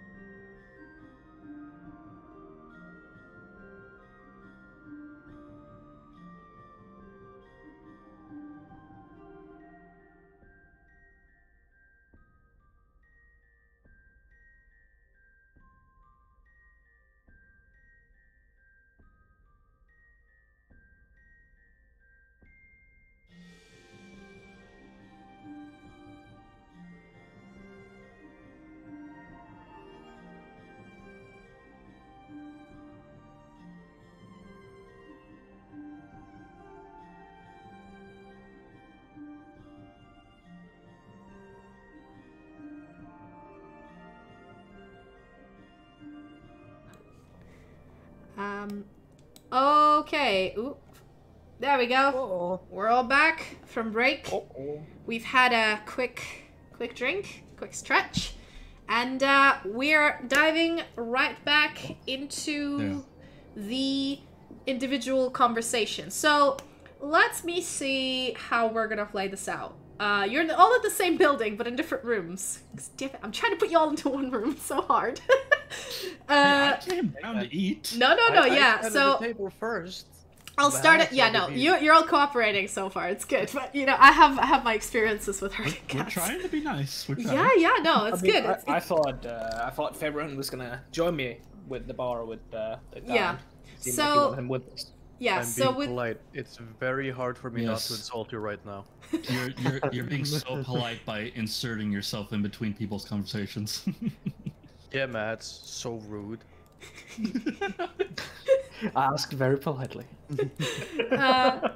okay, we're gonna have Sildana come down for lunch, and as you sort of shuffle down, you notice to your left like a red tiefling sitting with a blue tiefling question mark. Probably he's hooded and masked, but the skin color and the horns, you're like probably and you're like cool. Turn right to the restaurant. As you go in, or you're going in for food, right? That's Yeah, I'm going for food. I'm yeah. hungry. As you go in, the waiter comes up to you and seats you at a table. It's all currently busy, so he's having you wait for just a little bit because there's a couple who are like finishing up their food, and they're gonna flip the table and sit you in there. And as you're standing near the entrance, your eye sort of wanders around the room, and you see. You see a red tiefling talking to a dragonborn, because that's you, Mads. And as you enter the restaurant, now you see like a blue masked tiefling edgelord. Yeah, sitting. This weirdo with a mask on right now. Yeah, the only person with a mask on, eating. I mean, the mask has like the front, like his mouth is open so he can eat. But it's still a bit weird. And he does get a few strange looks, but like, you know, people who, you know, when you're trying to look at someone, but then really not let them notice. So you're sort of like doing this, or like telling your friend, like, don't turn around. But that guy, he's wearing a mask. That's weird, right? And I was like, no, At not least that I'm weird. not like hunched forward and growling at the food. I hunger, give me more salsa. Give me salsa. What voice was that? Jesus. Give me more salsa. No, yeah, you're not. Voice. You're not doing that. You're just elegantly picking up your. What did you order, by the way? If you got anything special in mind. I ordered the KFC. Right, they do deep fried chicken. The chef. The thing is, the way it arrives, it doesn't arrive as KFC. It arrives as Korean fried chicken. So it arrives battered, but on a bed of like leaves with a little bit of like spicy pepper to the side, and like it's dressed like in a proper restaurant. It's not in a bucket, and it's not greasy as hell. It's just the right amount of crispy. It's delicious. You're like, it's amazing. I eat it with the manners of royalty. Yeah, and you notice this, Sildana. Out of everybody here who are like, this is not very like, it's good No, high Max, quality. Smaller knife.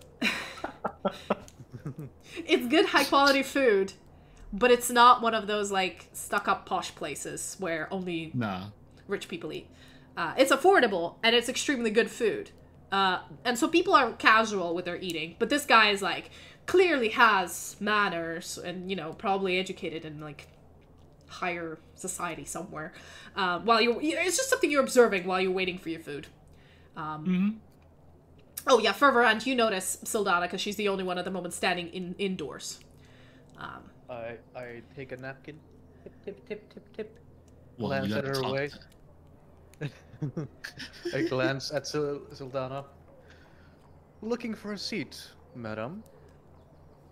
Oh, And as you're looking, the couple suddenly, the wife is like, "Oh, I want dessert!" And the husband's like, sighs, and the waiter also sighs and looks at you and goes, "I'm sorry, just a bit longer. I'm sure the desserts come out really fast." Yes, I guess I should have a seat. Oh, Thank you for offering. I know I would be talking to the Yeah. the blue tiefling fervent. Completely ignoring the waiter, like, fuck off. the waiter's like, oh, you wouldn't mind then? Excuse me, ma'am. Oh, okay, we will flip it then. And it's not really the waiter, I wouldn't call it a maitre d'. It's not a restaurant to have a maitre d', but it's the Matradi. what are they called? Like the manager? Fromage? The floor manager. The floor manager. It's not the floor manager. The floor manager, she's the floor manager. So she gets a waiter to quickly, put another set of, like, a clean plate, knife, fork, napkin, all that shebang. Super fast. Like, everybody in this place moves. High quality service. And within a few seconds, you have a completely fresh seat in front of Ferverand here. And you're given a menu with multitudes of dishes to pick from. They've got a quite broad menu, and there you go. So you are seated for food. Anything particular you're craving? Justice. Alright, bad man, calm down. Hunger. What would I be hungry for? I would probably. I mean, I got some tasty KFC in front of me. So Donna's more of a country girl. She's been living on a farm. She's been having to, like, eat mostly, like, vegetables and, like, some of the farm animals. If she's ever had to, like, slaughter them occasionally. So as you're looking through the menu, you find a roast chicken with baby potatoes and a vegetable ragu. I think that sounds pretty simple, pretty basic. Yeah. Meal. Hearty but simple and basic. You order that. It's pretty common here. This place has extensive farmlands going outside of the city. So majority of the farmers. For any extravagant meal or anything like that. Most of the farmers live actually in, like, the 6 boroughs district of Laudenborough. They go to their fields in the morning. So there's a lot of, like, hearty farmer food, which a lot of locals like, so it's pretty easy. You get delivered this big, like, plate, and it's still, like, warm because it's been reheated in the oven, like, at least the chicken, but the potatoes and everything, it's like it's been a big pot of ragu, and so it's quite nice. It's very flavorful, lots of rosemary. Ooh. Delicious. The two of you are having wonderful meal in silence. Question mark? I was waiting for Danny to finish his. I was waiting to drooling. Yes. Food is good. Okay. The food is good. So tell me, madam, what brings you here to this establishment? Well, it's well, as you can see from my necklace, I guess I'm on a pilgrimage right now. Ah, you're part of the faith. I specific guess so. or just a believer? No, it felt like it was kind of time for me to do so. Oh? Yes, I don't know, I'd hoped to see my son along the way, but I guess it's mostly just for myself right now. Have you not always been a believer in the divine? No, I've always been a believer. I mean, it's hard not to be. But for the most part, I feel like I needed to take this journey. That's really it. I lose someone dear to you? No. No, then just in it for the adventure, I take it. Yes, I think it was. I guess I'm hoping that maybe this will do something significant for me by the end of it. Maybe it gives me some sort of change. Well, I'll tell you one thing's for sure. When I complete my pilgrimage here, I'm going straight to the divine and I'm asking for a blessed basket of butter. A blast basket of butter? Oh, have you never tasted blessed butter before? It is divine. Just be surprised. You just asked the goddess just for a blast butter.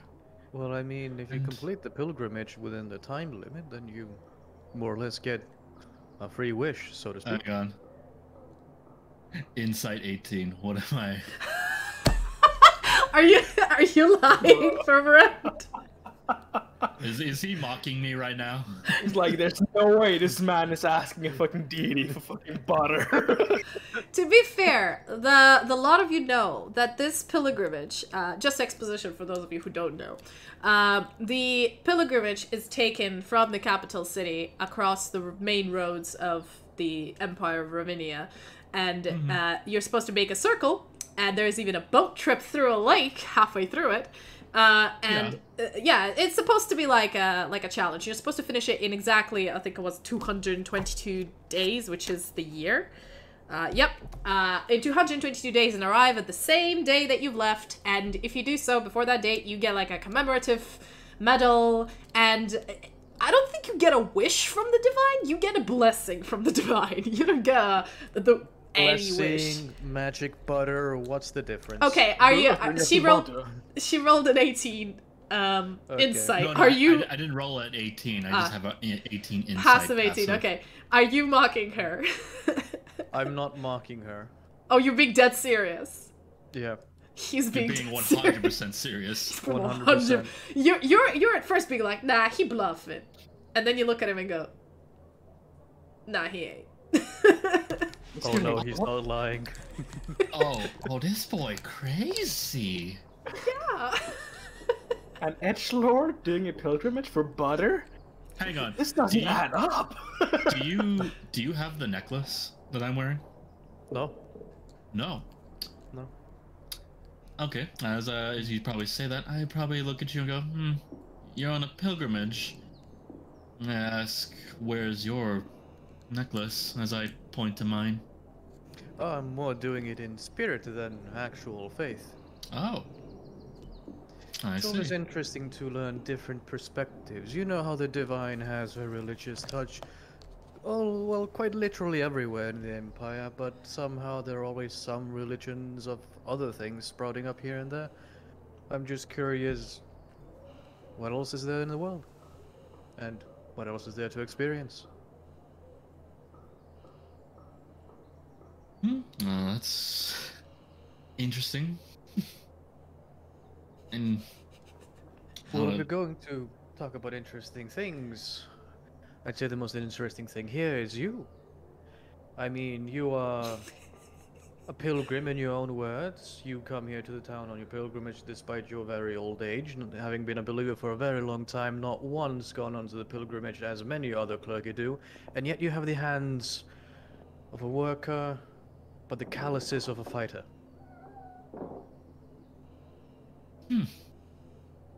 A bit of perceptive, aren't you? Well, I don't mean to brag, but you kinda make it obvious.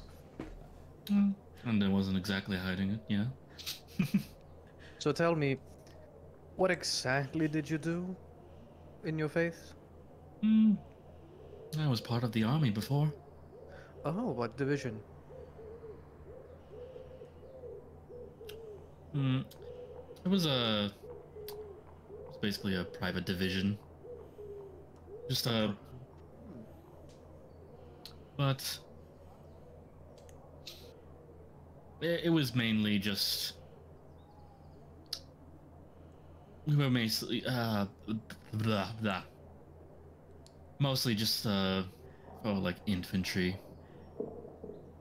Just like more like scouting is what I was mainly my gene.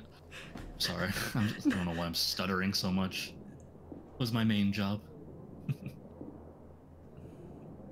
Scout, you say? Well, there's not much to scout within these lands. No, not very much. Were you situated anywhere nice, at least? Nearby my hometown. Oh, really? Yeah. And if you don't mind me prying, what exactly is your hometown? If it's close enough that you were stationed there, it must be in quite the dangerous area. Oh, no, it was actually quite a peaceful place. It was, in... Was it Troyal? Troyal? Yeah, Troyler. Yeah, Troyal. I was Like trying to make sure I pronounced that correctly. Yeah, it's like Troy, And Allure. Yeah, Troy. Troiler. Yeah. Yeah. It's not redneck for trailer. No. No. So honestly, I mean, geography-wise, probably all three of you, because you're Empire citizens, you would know this. The city of Troiler is not really that big. It's mostly like military families would live there because it is close to the Night Favician border. I mean, you would all. This is basic geography. I mean, this is why I'm saying it as everybody would know this. It's not at the border, but it's close. I think it's close to the town that is next to the pilgrimage.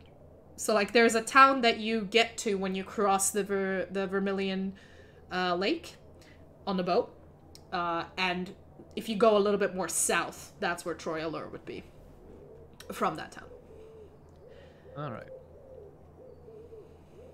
Well, that explains your calluses pretty well. I myself am from the heart of the Empire. I used to work in the clergy there as part of the offices. Talked to quite a bit of decent mages back in my time.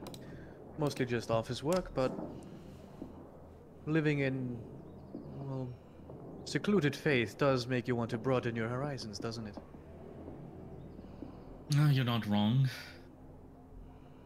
Seclusion, it does get rather tiring eventually. Yes, quite. Have you explored other faiths yourself before settling on the divine?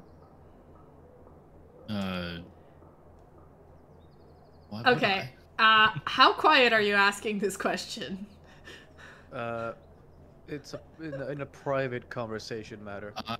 Okay, well, It's a bit I of mean, a dangerous question. yeah, I'm if sure you know ask me. this. But Especially someone part of the army. Yeah, in the Holy Empire of Ravinia, there's only one true religion, and any other religion is that of well, I'm not gonna sugarcoat it. It's outlawed, so it's not very common to like ask this sort of questions.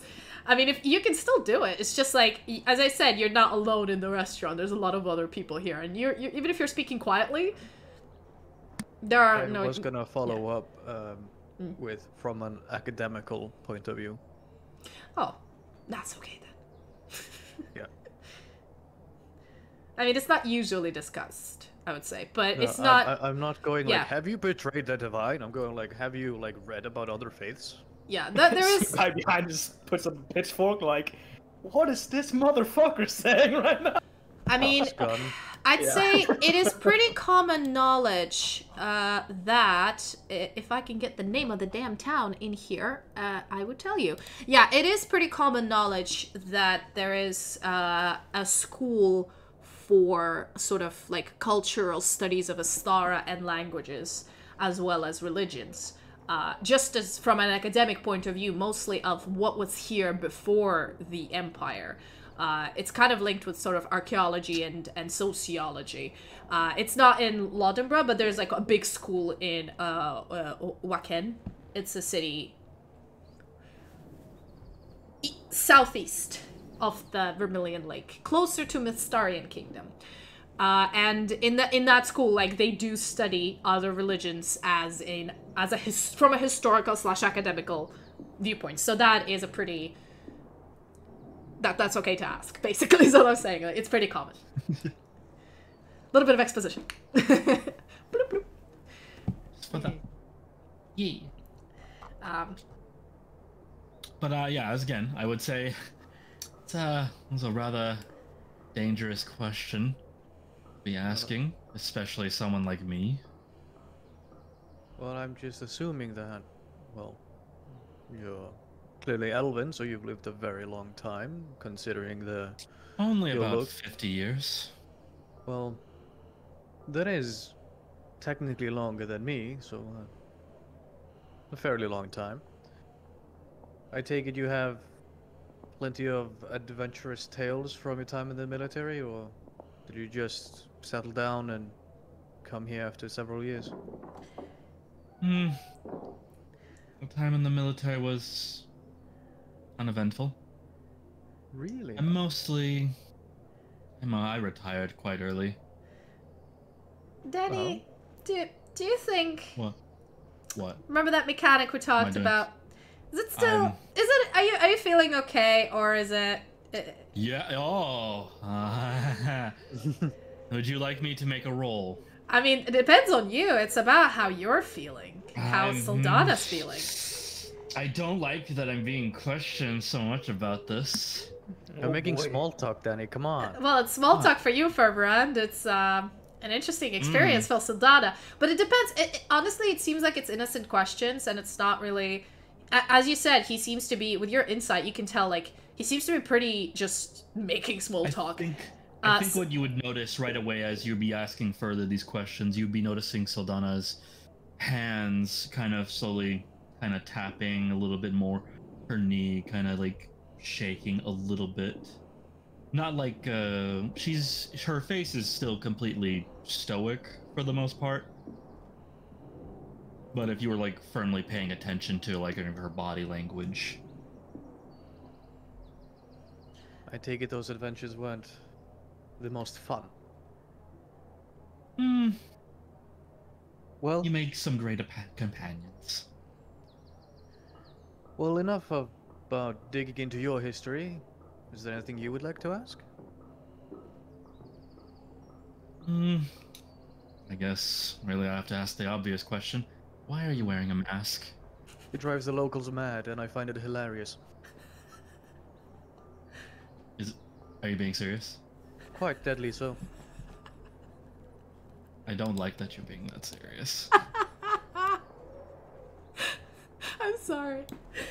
I'm just, you know how some DMs can sit there quietly and just watch? No, I have to interact. I have to laugh. It's funny. I never cared about who I was before I brought on a mask. Wow. Oh, I God. never cared. Okay. Were you expecting me to say it's an heirloom or someone dear to me was felled and gave it to me in the last dying breath? Actually, I was kind of hoping it was more interesting. Like you have a terrible scar, or if you just took it off, suddenly all your powers would just unleash or something. Oh, you expect me to take it off and a monster comes out of my forehead? Oh, maybe. That would be interesting. That would be really interesting to see. I wonder how the tavern keeper would take it. Probably not well, considering her establishment would be mostly ruined if that were the case. But it would be a sporting fight, wouldn't it? Is he being serious? I'm asking this meta-wise. Are you being serious? I'm entertaining the idea. Yeah. You are entertaining. Fervorand, I mean, I'd say Saldana, you've lived a while, you've seen enough people, and he is the type of guy Who's who completely not taking anything seriously. Yes. So whatever he says, take about 5% that he truly means it, and like about 95% that he might say something completely honest, but it's it's a joke. It's all a joke to him. So it's okay. He's not gonna release a monster. You'll be fine. I was like almost concerned. I was like, You're about 98%. You're about 98% certain he's not gonna release a monster. He is the monster. There's what about the 2%? There's the 2% that's always there, but the 98 pretty much went out.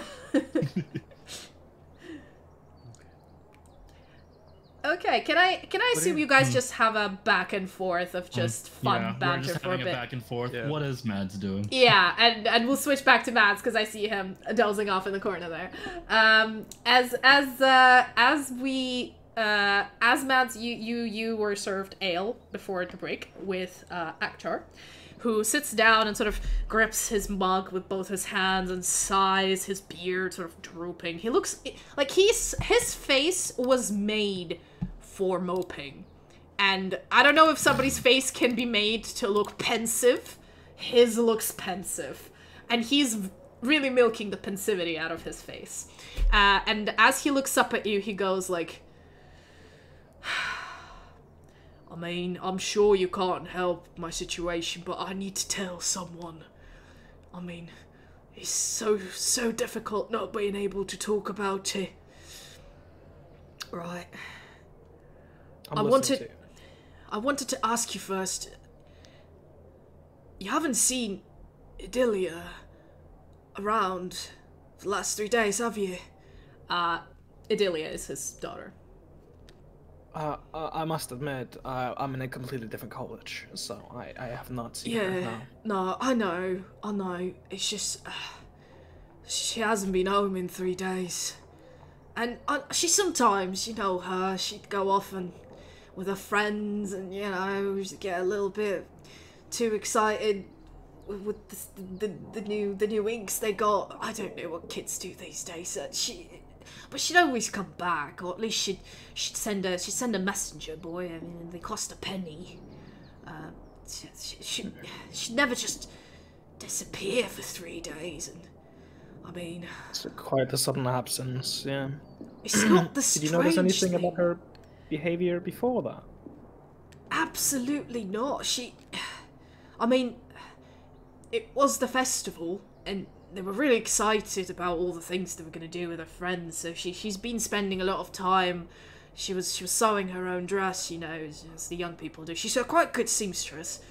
She's got away with her hand. She was finishing the embroidery on it with her friends. They'd had like a craft circle. I don't know, but Craft circle. yeah. So exposition for the upcoming festival, the consecration of the Golden Empress, which today, if you want to write it down, you guys, it's the 9th of Lipetz, which is the first summer month. And the consecration of the Golden Empress, which is the main holiday of the Empire. It's the day the Empire was founded. Like Independence Day or 4th of July for America, you know, this is the kind of level of holiday that it is in the Empire. So obviously it is the biggest, one of the most, Great. like, the biggest holidays in the Empire. Great time for a pilgrimage. Oh, yeah, it's a great time for the pilgrimage, but considering you came here on the 9th, you're supposed to stay here until 10th and 11th, and the consecration's on the 13th. So that's why they were like, you're gonna just miss the festival. But you can probably attend some of the preparations, and, you know, there's gonna be way more people. But yes, the Like festival... shit planning. But that's the thing. Just explaining how the pilgrimage works. You don't have to only spend 2 days in one place. It's just it's most likely so that you make it in time. You're supposed to spend minimum of 2 days, you know, praying in a city, visiting the temples, you know, doing all the religious things, and then carry on. If you want to stay in a city for longer, there's nobody who, like, herds you in and out. It's just that takes away from your chance of making it back on time. But it is, everybody takes their pilgrimage differently. You can, like, speedrun the towns and then stay in one for a bit longer, which a lot of people tend to do. They tend to speedrun a lot of places and then stay in Laudenborough, and then speedrun a bunch of places and stay somewhere else where they wanted to go. So it's kind of, like, it's more relaxed than you'd think it is. So you don't necessarily have to stay for, like, only 2 days and then get out. It's just most of the people do this. It's a minimum of 2 days to do all of the prayers properly. So, just so you know. And the consecration's on the 13th, so it's in 5 days. The whole sewing their own dress, it's one of the traditions of this festival is that the young people, or anybody who wishes, or has time and money to do so, is supposed to make their own clothes. Like, make one outfit, make one outfit, for themselves. They purchase cloth, you can knit it, you can sew it. If you can't sew, you need to add lace to an existing outfit, but you have to do it yourself. You can't hire someone to do this for you. The point of the idea is you make it yourself, and you're supposed to sort of anoint or wash this garment that you have put your effort into in the nearby river, stream, lake, waterfall, whatever water source you have. And then on the day of the consecration, you all would go and get blessed in these cleansed clothes made by your own hand, absorbing the energy and the blessing of the lady, and then party for 3 days.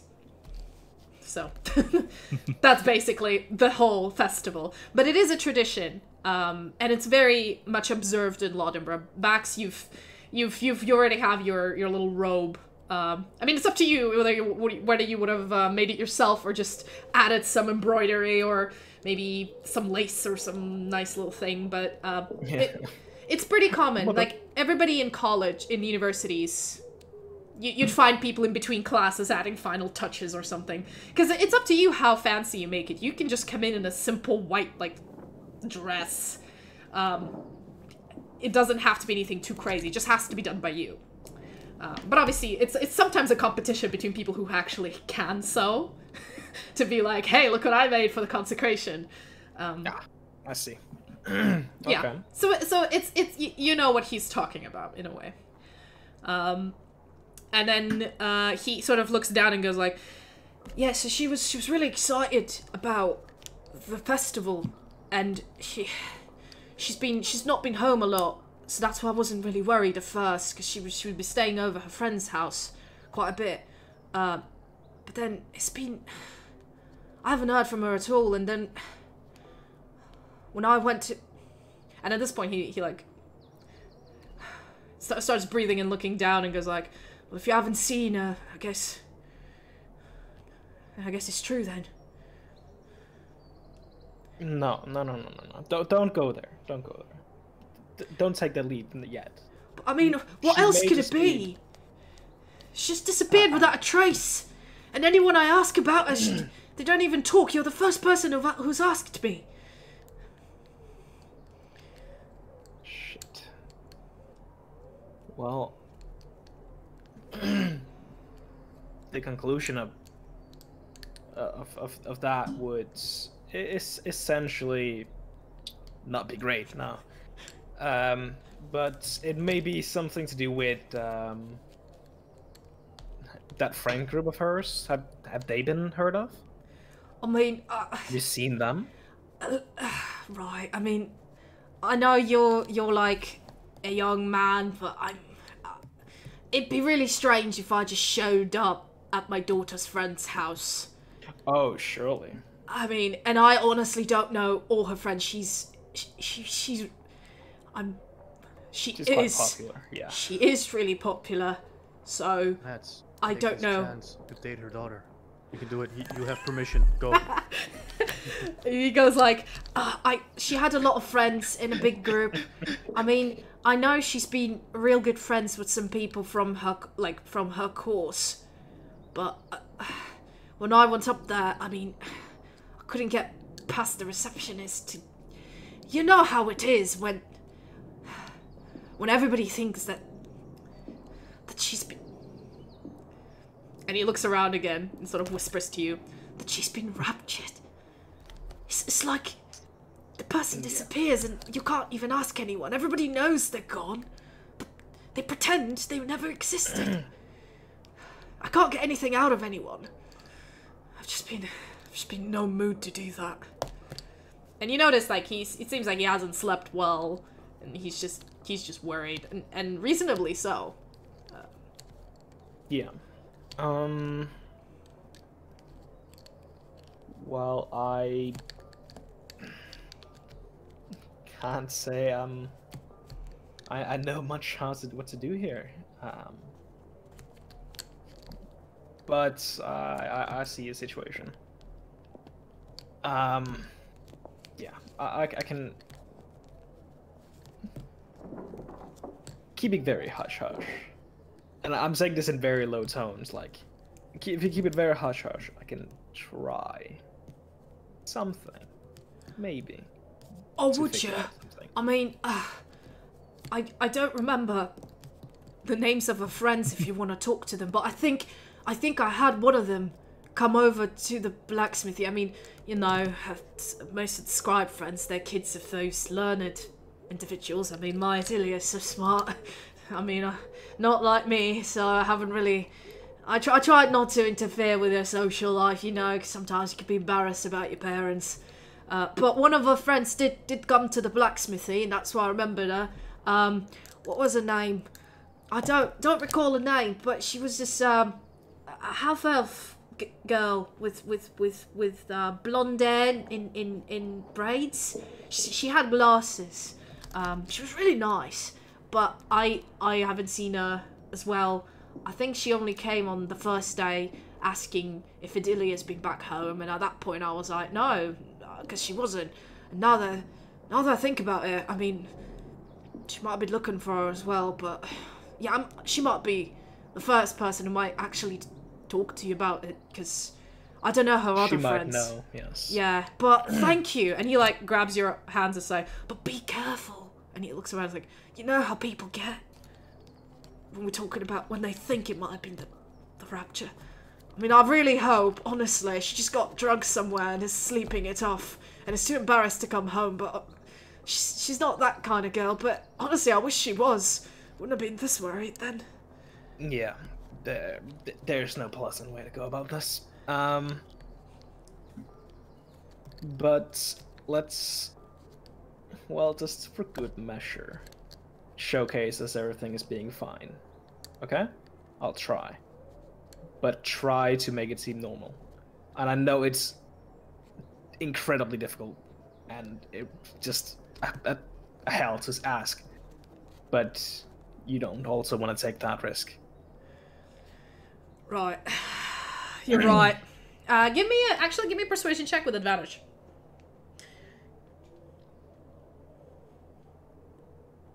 You're gonna promise him you're gonna find his daughter. 21. You're gonna just walk into her fucking 21. dead on the ground and drag her in front of you like, yep, here we go. Where's my money? 21. Well, okay. she weren't ruptured. Yeah, he nods and he says, "You're right. I've been a right arse these last 3 days, and I mean I've been rude to everybody because I'm worried. But you're right. I should probably get back to work now. I mean, I can't let other people down, and you'll be okay." Drags that butt from her back. Literally, he's like, yeah, I'm sorry. I recall your mum sent you with a pot that needed doing. I mean, I'm going back to the blacksmithing now, so if you want, I can do that like a quick, a priority job for that. While I'm at it. yeah. Man, feelings just to get your frying pan fixed. Yeah, man, that's how we do it. So, one more what I thing. want. Yeah. What I gotta go for. Max, you also know your mother is a terrifying woman. So, and so does Akchar. So he's like, your mum insisted on this frying pan. I think it's best for both of us if I go fix it. Good luck to you, I lad. think so too. Let's be real about that one. Yeah, alright. Your mum can be right. Impressive woman when she wants to be. Alright. No, ale's you on want me. to come pick it up, or are you gonna deliver it? Or send a delivery? He gives you a look, like, might you go for it? He goes like, I mean, I might go say hello to your mum, and then I might drop it off then. But it's up to you. It'll be done. And he looks at the frying pan, and the reason why your mum needed it fixed, it's because she got into an argument with your dad, and it got a little bit heated, and you see the metal is a little bit molten from what looked like an acid spit, and Akchar is looking at it going like, I'm not surprised. Right, that's probably be fixed. My mother was just like, no, I spit on you. I mean, you are a Holy descendant shit. of a black dragon. It's got acid spray. So when she had a really strong argument with your dad, she couldn't control her breath, and Randomly pukes during conversation. Pukes acid on you. Pan got in the way. So he looks at it and he's like, he looks with a jaded eye of a person who's fixed worse, and he's like, right, give me well, so to the end of the day, I'll patch it up, and I have other orders to do, and I'll drop by your mum's place. Thank you very much, sir. Cool. All right. Ale's on me, and he nods at Eris, and Eris of course nods back and sort of comes up to you and goes like, "Oh, well, that was nice of you. He seems a bit more chipper. I don't know what you told him. You know, I tried not to listen in. I'm not Gladys. God, that woman. Anyway, I tried my best to not listen in, but he does seem a bit better. Good for you." And she like taps you on the shoulder, like, "You're a good boy. Your mum must be proud." Sometimes people just have a bad day. Yes, well, he's had about 3 days. So. Right, anyway, I'll probably go check into the restaurant, see if everything's going well and all. But, yeah, hope you have a good rest of your day. Hope your classes go well. Thank you very much. Have a good business. Yeah, she nods at you and walks off. Do you plan to... I'll head towards Feverend afterwards. Oh, you want to go back to the group? Okay. Then well, I did have an arrangement with him. Oh, right. You were supposed to show them. Okay. So as you're going in, I'd say these conversations, I mean, we're taking them quite fast, but let's say, you know, with the waiting for the food and all that, it's past lunchtime now, so there are a lot of the people who were waiting in line for the restaurant have already eaten or decided to go to another place because it's too long, especially for lunch because it's middle of the workday. They'll be back for dinner, but you notice that the clergy and the paladins definitely cleared out, and there's one or two pilgrims who are still finishing their dinner, but the place is getting much more quiet through the meal. Because it was already bustling when you guys came in. So it's already been through a lot of the lunchtime. So it is pretty quiet now. You're not alone, but it is quiet. And I'd say are you waiting for Fervent, or are you going to go talk to him? Well, I mean, I walk in and I assume, try to look around, see whether Farron's still eating or what he's doing. Cool. So yeah, I assume I catch his eye. Yeah, just to consolidate the timelines. We're not gonna do some Doctor Who shit here. To consolidate the timelines, you two had a nice little, you know, I'd say after those really, really strong coming on by Fervorand, asking those inquisitive questions about what do you work as? What is about your military career? You know, being really, I don't have any other way to say it, but nosy. You two sort of switched into the casual conversation of how was the road? The weather is quite nice today, isn't it? And this, yeah. I mean, I haven't had the opportunity to talk to a person of the military what they think of the faith, so why not use that opportunity? Yeah, fair enough. But you know, you're a perceptive guy too. You've realized this is a minefield. That, you know, in a first meeting, a minefield is not something you want to get into. So you guys that's power talk. Yeah, she's being very polite too. Yeah, and you guys sort of ended up with the British version of, how's the weather? The weather's lovely. The trip here was quite bumpy. She's been constantly kind of trying to deflect or trying to trail the conversation off somewhere else. I don't know about the weather you today. Well, I haven't been outside in 3 years. What weather? No, you know, a little exposition here. From living in England, it is scary true how often people here talk about the weather. But to be fair, the weather in England is crazy. It just changes 6 times a day. So there is a lot to talk about every time you meet someone, even if you met them at the same day at different times. So just, you know, completely understandable. Make it redundant if you talk about like 6 times a day. No, but it's like, it's different weather. It's like, did you see the hail? It's like, hail, it's already sunny. It's like, oh, okay. Anyway, away from real life, back into here. I'd say the two of you had sort of a polite back and forth while eating your food. By the time where Bax comes in, now the three of you are sort of in the same room. Bax, you notice a woman, a handsome woman, in her like middle age, I'd say. She's not young, but she's not old by any way. She calls herself an old lady, but clearly she looks like a very a bit younger than your mum, like age-wise, you'd be like. Oh boy. So, and she seems to be like quite well kept together, but like very lean. And she's in a polite, slightly tense conversation with Ferberant. Well, I woke up kind of like before, very proud, gentle, and calm, right next to shut the fuck up, kid. Right next to the table, and I go, "Oh, I see you found another person here. Very nice to meet you. I am Bax." How often or how familiar am I with Dragonborn?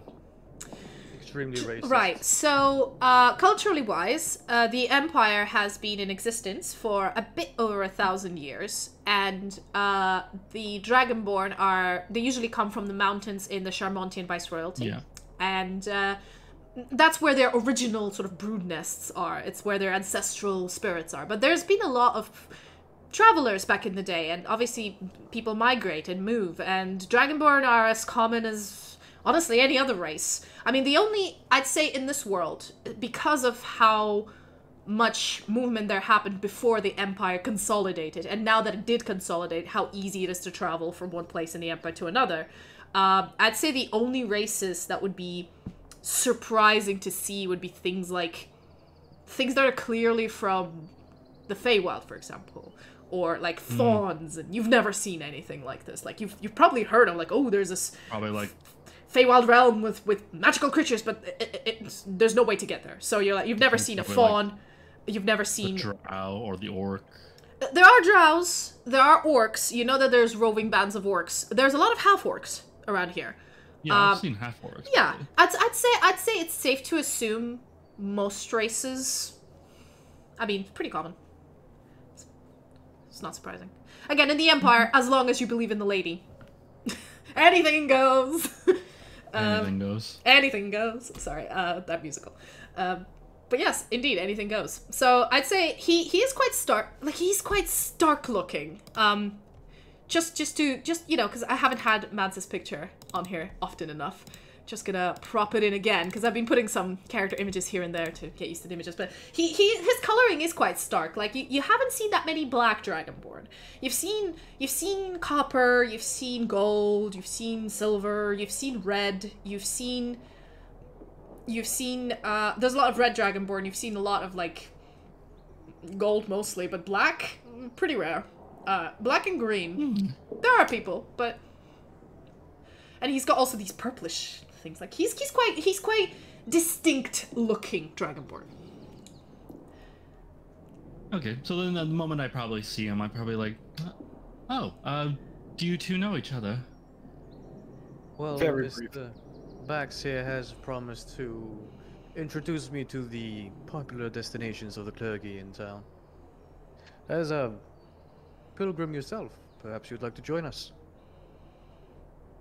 I don't know. I happen to be most- rather native to the town, so I can show you around if it is.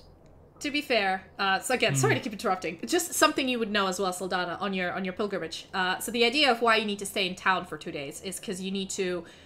There's obviously the main cathedral that you've seen before you got to the city, where you need to go and like do the rituals and put. You've done this in other cities as well. You've done that in the small churches there and whatever. So I would need to like maybe meet the clergy. Well, you don't have to meet them per se. You just have to do. There's certain things you have to do. Like you have to go to the main cathedral and put up some candles, and you know do the. You won't be able to participate in the Sunday mass in all places, because depending where you end up, it's not always. Well, it's not never Sunday. It's never going to be Niedziela, which is the last day of the week. You can't like make sure to be somewhere where it's happening. So you're supposed to. There's always like small masses, and you could always ask. They do these for pilgrims. Like a lower level clergy would do like a private blessing for the pilgrims. So that needs to be arranged, but it's usually quite easy once you have a pilgrim signal. But sometimes it's knowing the person, you know. So it would be quite useful to have somebody in a big city like this show you around, I'd say. But you could do it yourself if you want. You don't have to. If Evie was offering that, then I would say, that would actually be very helpful for me to, on my pilgrimage right now, for me to go perform certain rituals. Well, it pleases me to help. I bet it does. Here it is! I was like, how long is it gonna take for Varun to do this? As you three are having this pleasant conversation, suddenly you hear a scream. A loud female scream from upstairs. And it's coming, you're in the restaurant, it's coming from up the stairs from where the rooms are. And you hear this like rhythmic boom, boom, and then, you know, feet and people running. Well, somebody had a wild night, I suppose. I don't think that's normal. Yeah, most people in the restaurant, there's only like the pilgrim couple that was at the end of the corridor who were eating, and they're looking spooked. And the waiters are like confused, still holding like the dirty plates and the new linen, looking around. And none of the people who were there are here anymore. They're all outside doing whatever it is they do in the middle of the day in a city. So I don't know. What do you guys do? The screaming is pretty familiar to you, Bax. It sounds like Eris. I do the classic tap tap tap. Put my napkin down, stand up. Shall we? Does this trigger Saldana? It is pretty sudden. If you feel it would, then do so. Okay. Actually, Mads, I forgot to ask you this. I need you to give me a wisdom saving throw. I don't think you do it with advantage. He's too busy simping. 17. Okay. Congratulations on what, the first good roll of the session? Yeah. Thank you. I hope there'll come many more. This seems like we're into combat. Not likely. I hope I rolled out all my bad rolls. Yep. Honestly. I would find it hilarious you died first combat. No, I need you to give me a wisdom saving throw, Saldana, and I just say you've been on the pilgrimage for a month and a half, and it's been pretty good. So I'm gonna say you have the die that we were talking about. It's a D6 at the moment.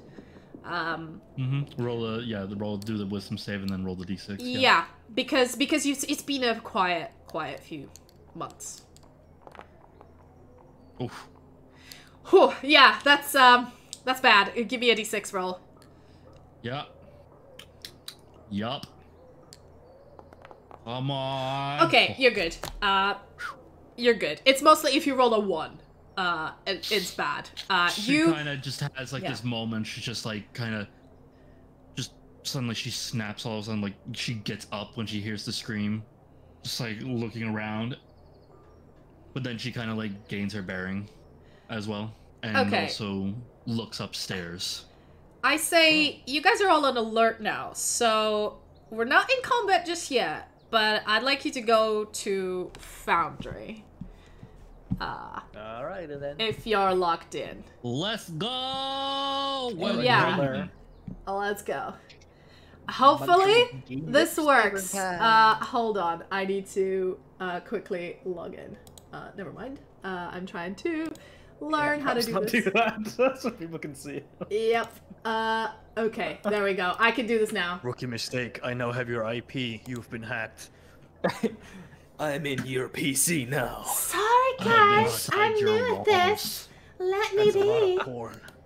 Oh, please no. Please don't do this to me. I'm already underneath your bed. What is this? Femboy cat boys. God. Oh, fuck. Did not mean to cough like that. My bad. Yeah. Okay. Okay, we're fine. To joy. This is why I have to bring you down. There you go. Joy. We're back. I've learned how to use studio mode. Yay me. Okay. By the way, these overlays were done by Gabe, so little clap to Gabe for amazing art. To Gabe. He worked Gabe's so amazing. hard. He is. So he's a resident artist. Just wanted to appreciate you. Cool. This is gonna take a while. I'm just gonna put it out there. You're the only one of us that can draw. Okay. It should have switched into a different scene. Oh. Yeah. Whoa. Yes. Whoa. And you guys, I'm gonna place you where you are. It's gonna be a little bit weird for you. I'm sorry, because you've already looked through this place. Oops. So I'm just opening it for you. Yeah. I'm gonna move you where you are, and Eris isn't here actually for now. She is somewhere else, and she will be with you shortly. I bet you went into the back with that beggar that fucking... Calm down. You calm yourself, sir. Yes, you calm down, dear sir. Oh god, it's not working. Why is it not working? I'm trying to click your token and move you. Me? And it's not working. No, it's fine. Have you tried unpausing the game? Oh, right. I'm clicking the wrong selection. No, how do I... Okay, so guys, move please through to the restaurants on the left. So, you guys are all on the left through the double doors. Yep. And you were sitting at a table, this one. The one that you just passed. The one near the window. Near the window? This one, yeah. And Bax, you were standing next to them, because this is the one where Akchar was having his dinner. I'll be standing right there. Just standing there fucking watching us eat. I'm gonna have a pause right now real quick, because I'm trying to sort out... with my boyfriend. I'm trying to sort out... sorry, I'm getting used to this. This is new shit for me. Why is it not... Oh, it's because I'm on the wrong mode. Okay, that's fine. Okay, yeah, that's good. Okay, and yes, so I'd say you hear running, and you hear like screaming, and you see as you... I don't know if you guys want to exit the restaurant, but you're free to move now. Basically, as you hear screaming, you see the staff, some of the waiters go back into the kitchens, which are the other way. The pilgrims are sort of hustling out of the restaurant and out the door. They're like, nope, I'm not here for this. This is clearly something dramatic going on, not my business.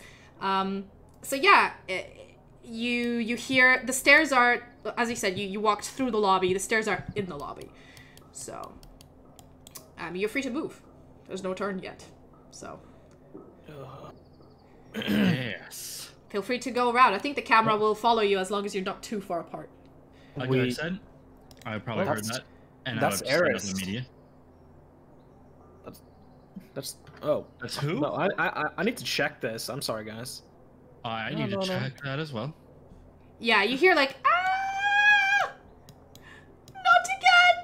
Not again! God, I forgot! I take it her pot roast is ruined. Yeah, as you guys are rushing up the stairs, the slamming is getting louder, and as you guys get up there, you see Eris holding like a few towels and a bunch of them strewed across the corridor behind her, as clearly she's been running and dropping them, and you hear the slamming from the door that's been barricaded. Eris, what's going on? It's back! Oh god, I came too close to it! Oh, not again!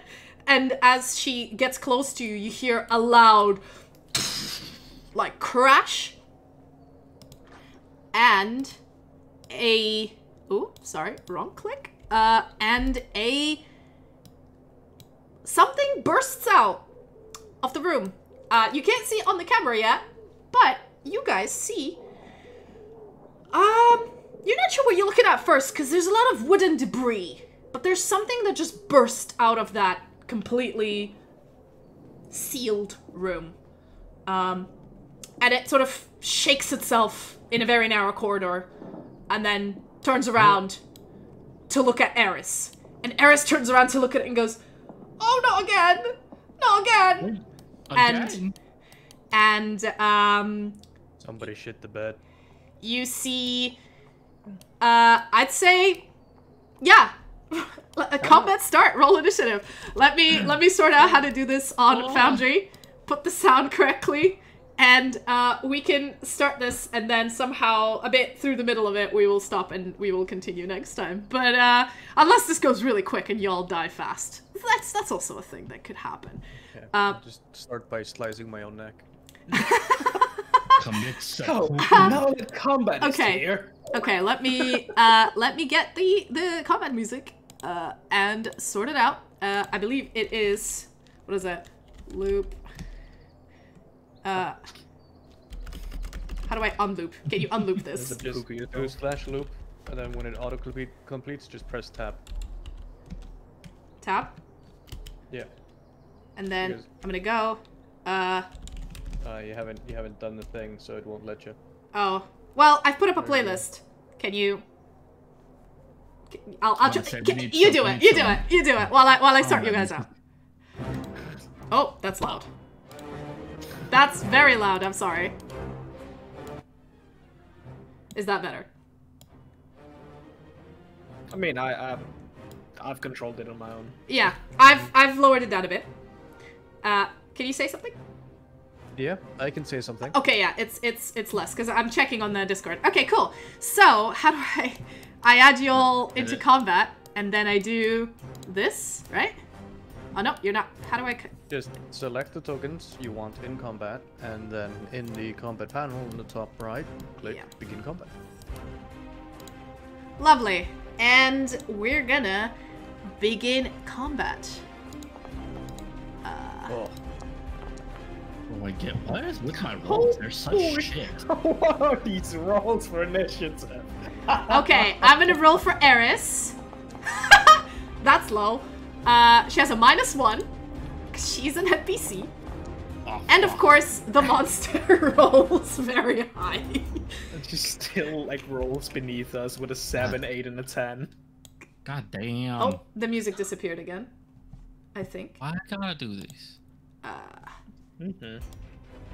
Oh, no. No, it's fine. It's changing next track. Okay, that's fine. Okay, so what happens is it is I don't know why it's Saldana's turn. It's not Saldana's turn. It's the now that you look at it, it looks like a table. And Saldana, you've been in the rooms, and in the rooms there's always a table and not 2 nice little chairs with a nice little candle on top of it. This table looks like it's moving and like it's determined to chase Eris. It's its job. That's what it wants to do. It wants to chase Eris. Actually, I'm gonna get the. That's a lot of emotions to glean from a table. Yeah, well, because it's sort of tuned in onto her, and she's looking at it like she knows it's coming for her. The And table that you menacingly. Yeah, the table just stands up looking at one of its. the table, I believe, the Just, table, like, stand there and vibrate like a phone. the table uses its full movement, so it's a 5, 10, 15, 20, 25, 30, 35, 40, and uses its action to move another 40 feet. And that's all it can do. It's basically galloping down the corridor. And I believe it is its turn. Saldana! Would it be considered flammable? Sorry. That one? It is your turn.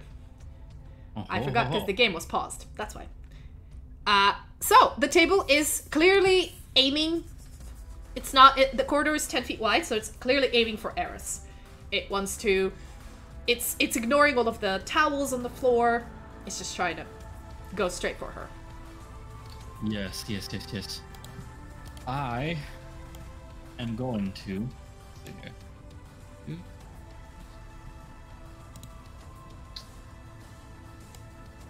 Yep, I am just going to cast a hunter's mark on it. Okay, so for the camera to work for this, I believe you need to target it first. Yeah. And doing that, click the thing you want to click.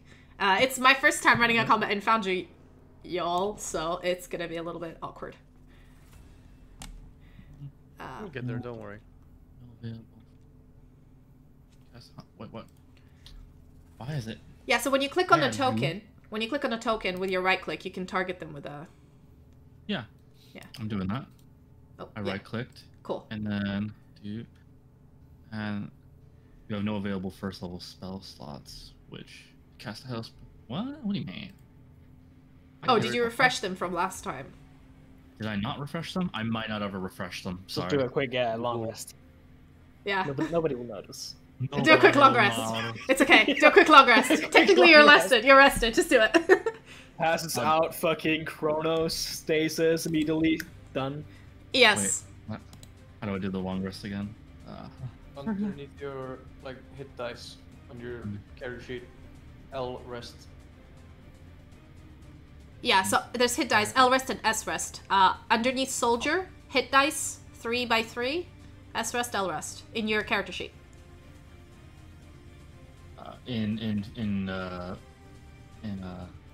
By attributes. No. It's when you click your character sheet, it's right there, and then you go into soldier. There's hit dice, and underneath is short rest and long rest. Hit dice. Oh, okay. L rest. Just click that. I'll say it. There we did go. you? Okay. Okay. Okay. Once you got your spell slots, then do the thing you wanted to do. Yeah, I cast it. Make sure to select it first, so the camera can see Good. it. Also, your camera is a little bit up. Can you maybe lower yourself down? Oh, sorry. No, just so we can see your pretty VTuber I did. model. I did. There we go. I was sitting up because I was trying to look at the screen. Did you cast your? I did. Yes, Hunter's Mark. Okay. Yeah. Cool. It doesn't do any damage yet, so that's your bonus action. What is your action and movement? That was my bonus action. Now I'm going to take out my bow. Mm-hmm. I'm going to shoot it. I don't think it's selected, because for the camera it needs to be. So you need to target it, I think. Again? Just do it again. Maybe double right click. double right click. Did I?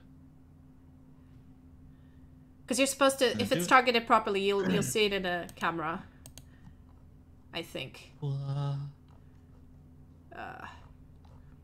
I do it right? When you tag the token, it has like little arrows pointing it from the corners. Yeah. That's how I you know see you. that. Oh, okay. If- Then something's off with the camera, I think. Hold on. It should be fine, though. Let me quickly refresh it. Maybe. Nah, it'd be alright. Just do it. Just attack it. I know. We know where the table is. Technical difficulties. You'll be fine. That's fine. Everything's fine. That's okay. Yep. But I'm gonna do attack. Roll your dice. Normal. Yeah. Ooh, Fine, that good roll. hits. That does hit it. How much damage do you do? And add the Hunter's Mark damage, which is a d6. Let's see. Imagine if a table had higher AC than 23. No. What was the 100 mark? With the 100 it's a 1d6. Situational. I'd be quite afraid for this campaign. Yep. Oh, in situational bonus, I put like the 1d6. And then... What? 7 piercing damage. Okay. Let me try this. So 7. It didn't automatically do it, I think, so I have to do it myself. Right? Okay. Cool. You attack this table, and an arrow hits, and, like, it lands straight in oh, there we go. We can see it now. It lands straight in between where its eyes would be. But it's a table. There's no eyes. It's the middle of the table. Yeah, but you do hit it, and it seems to, like, stagger it, because you hit it in the seam between the leg and the top. You know how there's seams in the table? I think something happened to the music again. Oh, no, it's still there. It's good. Never mind. Just give it like 3 seconds to start the song. Okay, it's thinking. Okay, sorry. this music bot is the songs are building up. Okay, the music bot is the bane of my entire existence. It's fine. Anyways. I believe that was your turn. Now, Bax, what do? You see quivering, terrified Eris in front of you. I'll courteously step in front of her. Oh, that's nice. Yeah. And then I will cast a firebolt on the set target. Smart. Do so. You need to hit. Does a 14 up? No, you miss. So as you're about to hit the table, you summon. How do you cast your firebolts? What's the flavor? Well, I kind of how I do this is I kind of courteously walk in front of her, then kind of slam my staff down in the floor. It'll spawn flames from my staff, and then it'll fire at him.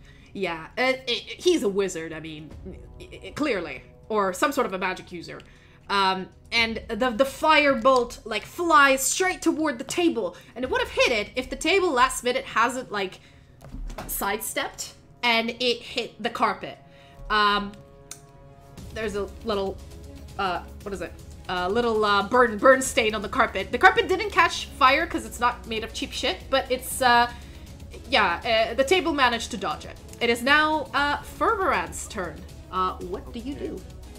Time to use up all of the fucking VFX budget.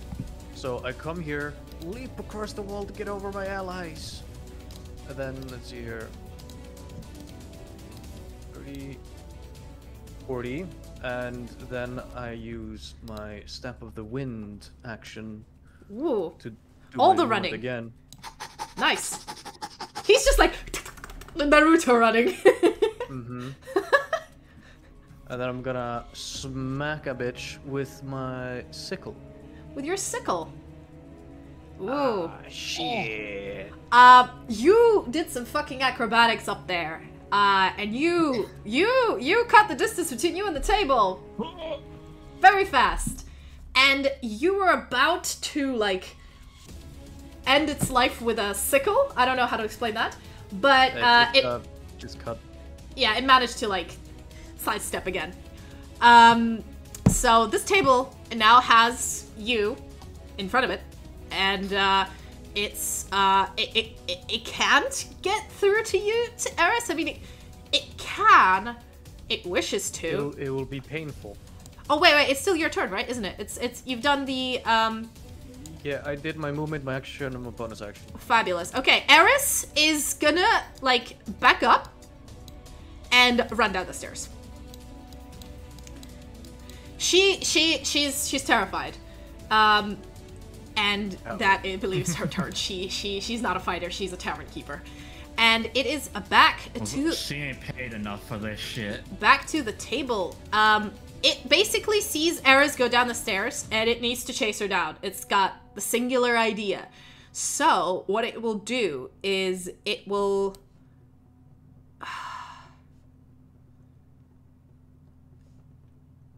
I guess it will try to side... So it will go here, and then without disengaging, it will just try to... It'll leave your range, so you have an attack of opportunity on it if you want. But it's not interested in you. Alright. Let's go. Come on. Oh. Damn. Well, These rolls. You miss again! So the table goes 1, 2, 3, 4, 5, 6, hell 7, no. 8. It moves 40 feet. Hell no. And it sees that there's a lot more people blocking its path. And at this point, it realizes it can't really do what it needs to do. So it will use his action to move over here and end its turn for now. But it's like, it's sort of, it doesn't get all the way up in your faces, but it's sort of, you can't, it's an anthropomorphic table, you can't tell what it's thinking. But it clearly wants to go after Eris, and you two are blocking its way, but it's not getting close to you, so it's planning something. You don't know what it is.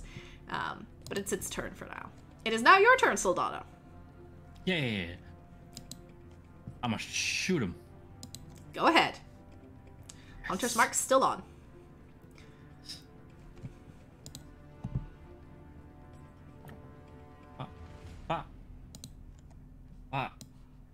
Attack. Roll, please. Please, motherfucker. No. Come on. This table is evasive as fuck. It is, to be fair, it is a small table. It's not a big one. Bro, It's a we're small getting one. sidestepped by a Coffee table. fucking table. Welcome! You're being sidestepped by a table. So, yeah, this table, yeah, you miss. Do you want to do anything else? You still have a bonus action and movement. What are my bonus actions? I don't have a lot of bonus actions. I'm just pull out my short sword, and then I'm gonna kind of move over here, right next to the table. So if it tries to move past me, I'll do an opportunity attack. Okay. Cool. And yeah, I'll just. Alright, my turn. Nice. It is now your turn, Bax. Alright. Well, I'll step back here so I have a perfectly good view of where Eris is at the same time as the table. Also, so I can shoot the table if it runs down the stairs. I will then commence to, well, once again, firebolt, motherfucker. Try it again. Yeah, boy, hits! And considering it's fire damage, please roll your dice. Let's say it's 7. made of wood. Spicy. It takes twice that because it's vulnerable to wood. So it takes 14. Is it? Yes. 7 times 2 is 14, right?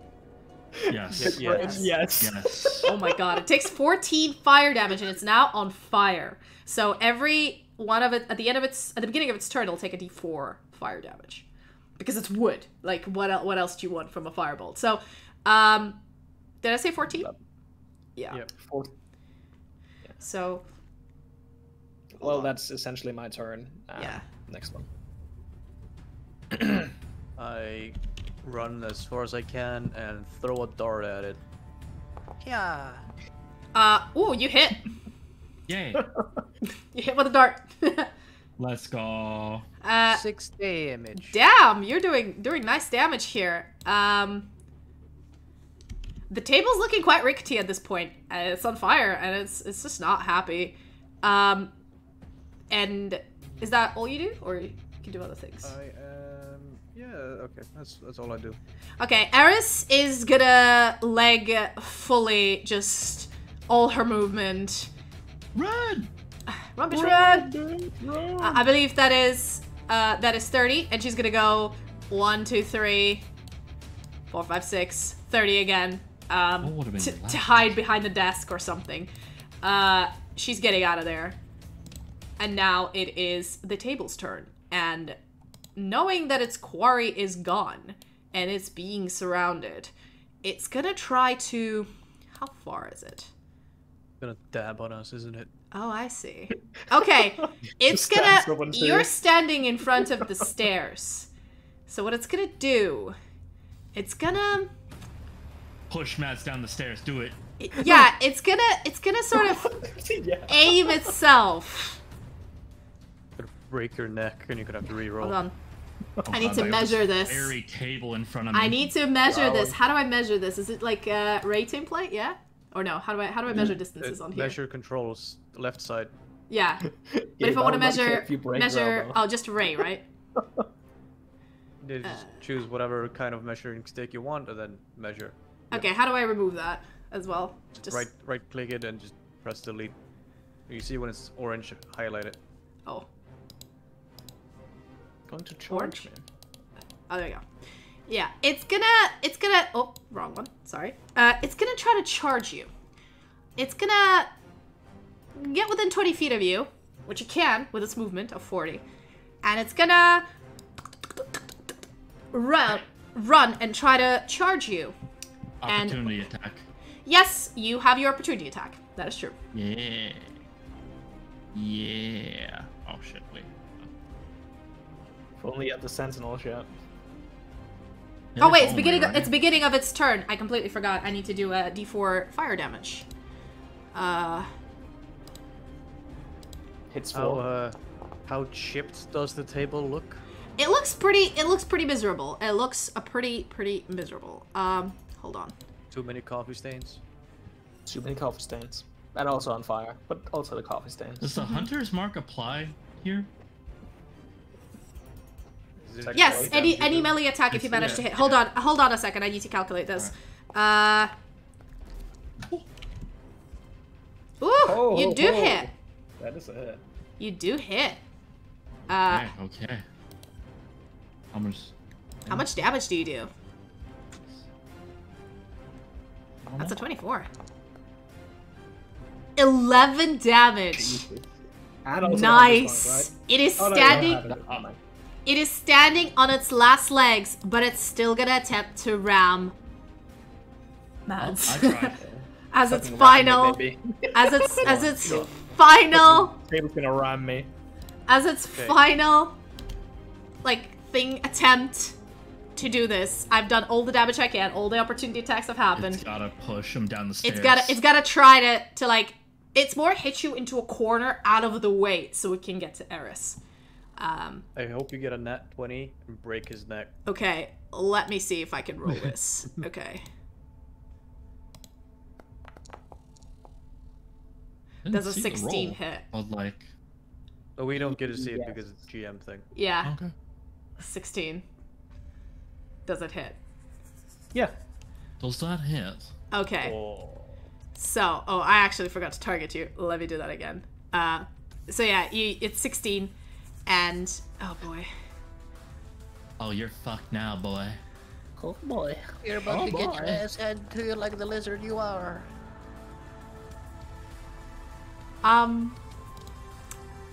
Bax? Damn, boy. That's my purse. I don't know you.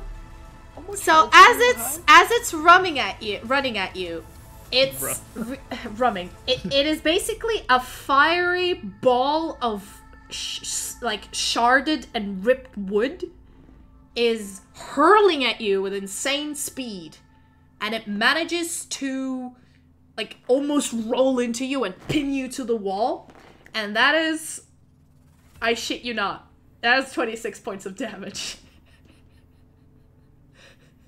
You are, I believe, unconscious. Wait. Yeah, I'm done. Oh fuck! Wait, what? I mean, that's the thing. If it succeeds on its ram, it adds 2d8, and I rolled an 8 on one of the dice. I swear, it's scary how much damage this does. Bruh. You've almost killed it. If only one or more hits of you hit, like it didn't care about any of you. One at Eris. So you are unconscious. Thankfully, that's all it can do. Down. I love how you go from full health to just down. Let me try to do something. I have the thing I wanted to do for this. You want some good berry? Yeah, some good berry. Yeah, bro. You can't do it. He's unconscious. He's just gonna choke on it. Unless you like spit it in his mouth or something. Is it this one? He's probably into that, honestly. Yeah. What? Most How did I definitely. do? Is it Must filter? get that one on Filters. Filters. Sorry, I'm just trying to find the correct filter for this. Good berry. Okay, we're gonna go with. Nope, that's not the one. Sorry, I'm just adding something. It's pretty fast combat, but basically, if. There we go. Aw, Mads is unconscious. Getting one tap by a table sure is fast combat. To be fair, it is on fire as well, so you are a little bit like singed, and you weren't expecting it to just like ram straight into you. To be fair, Mads, you are a little bitch. It is true. It is a lot of damage for a level 3 character, but oh well. So the table sort of rams into you, and it then, after it's done doing its thing, it will sort of get ready to hobble down the stairs if it can. It's used all of its movement, and it is now Sylfania's turn. Yes, it is time for me to end this madness. I move up to it, and I'm gonna swing at it. Go ahead. Oh boy. Pop. Oh, swingy roll. Oh, motherfucker. Wait, what? You missed. Come on. Ah, damn it. Of course. I wanted it to be cool. Of course. You miss, man. This table starts rolling down the stairs, and you're so confused by the sight of Bax just pinned to a wall. You miss, unfortunately for you. No. Do you have any other things you want to do? Nah, that was it, really. Okay. There's not a whole lot I can do. Bax, I need you to give me a death saving throw. Nat one. Do a public roll. Do a public roll. Oh, well, I think if you just click death save, it will do it for you. I don't know how. Yeah, I've never done this in. Death save, it'll do it for you. Yeah, let's do it. What is it? Session 1. Mads dies. Like on your attributes, underneath your resources, there's death saves, and you can just click death saves, and then you can roll. Well, I need my resource. Do I have to send you a snippet? Oh, no, mind. I see. Did you find it? I can do it for you if you want. But Ooh! Oh, Bruh. that's not that one, but it's good enough. Hold on, I have a thing for this. I have a thing for this. No. King. Oof. Dying first session. Skull. Yeah, say that Playing is first rough. session Okay. to a table, round 1. That would be beautiful. Please, Fervorant. for the love of everything, just die. Fervorant, your turn. How do you die in your Look for the stream? I memes. gotta run. What do you do? I come here and I give the table a big ol' whack with my sickle. Please miss. Please hit. Please hit. Natural 20! Oh, thank fuck. Is what I fucking do, baby. Oh, Correct, bitch. Couldn't have done that 9 earlier. damage. Yes. So, the Is it table dead? had 4 HP left. You really heard it. God damn it. And it is now dead. You manage to sort of, as the table is about to roll down the stairs after Eris, how does Fervorand eviscerate this burning table? With my big sickle, I hook it by the front and trying to pull it back from the stairs, I just tear it in half. Fair enough. That's what happens. The table splits into 2 burning, kindling pieces. It's a bit of a shame. It's a good table, but you know, it's animated. And I believe that, yeah, that is it for now. But Mats is doing death saving throws. So, is that your turn? I'm gonna take my last bit of movement and go over here. Cool. And let's just spend a Looks moment. down. Yeah, Eris, at the That moment, really fucked up. Eris is literally huddling behind the table, so she's downstairs. She doesn't see any of this happening. And then it is table, which is dead. Sylfania's turn.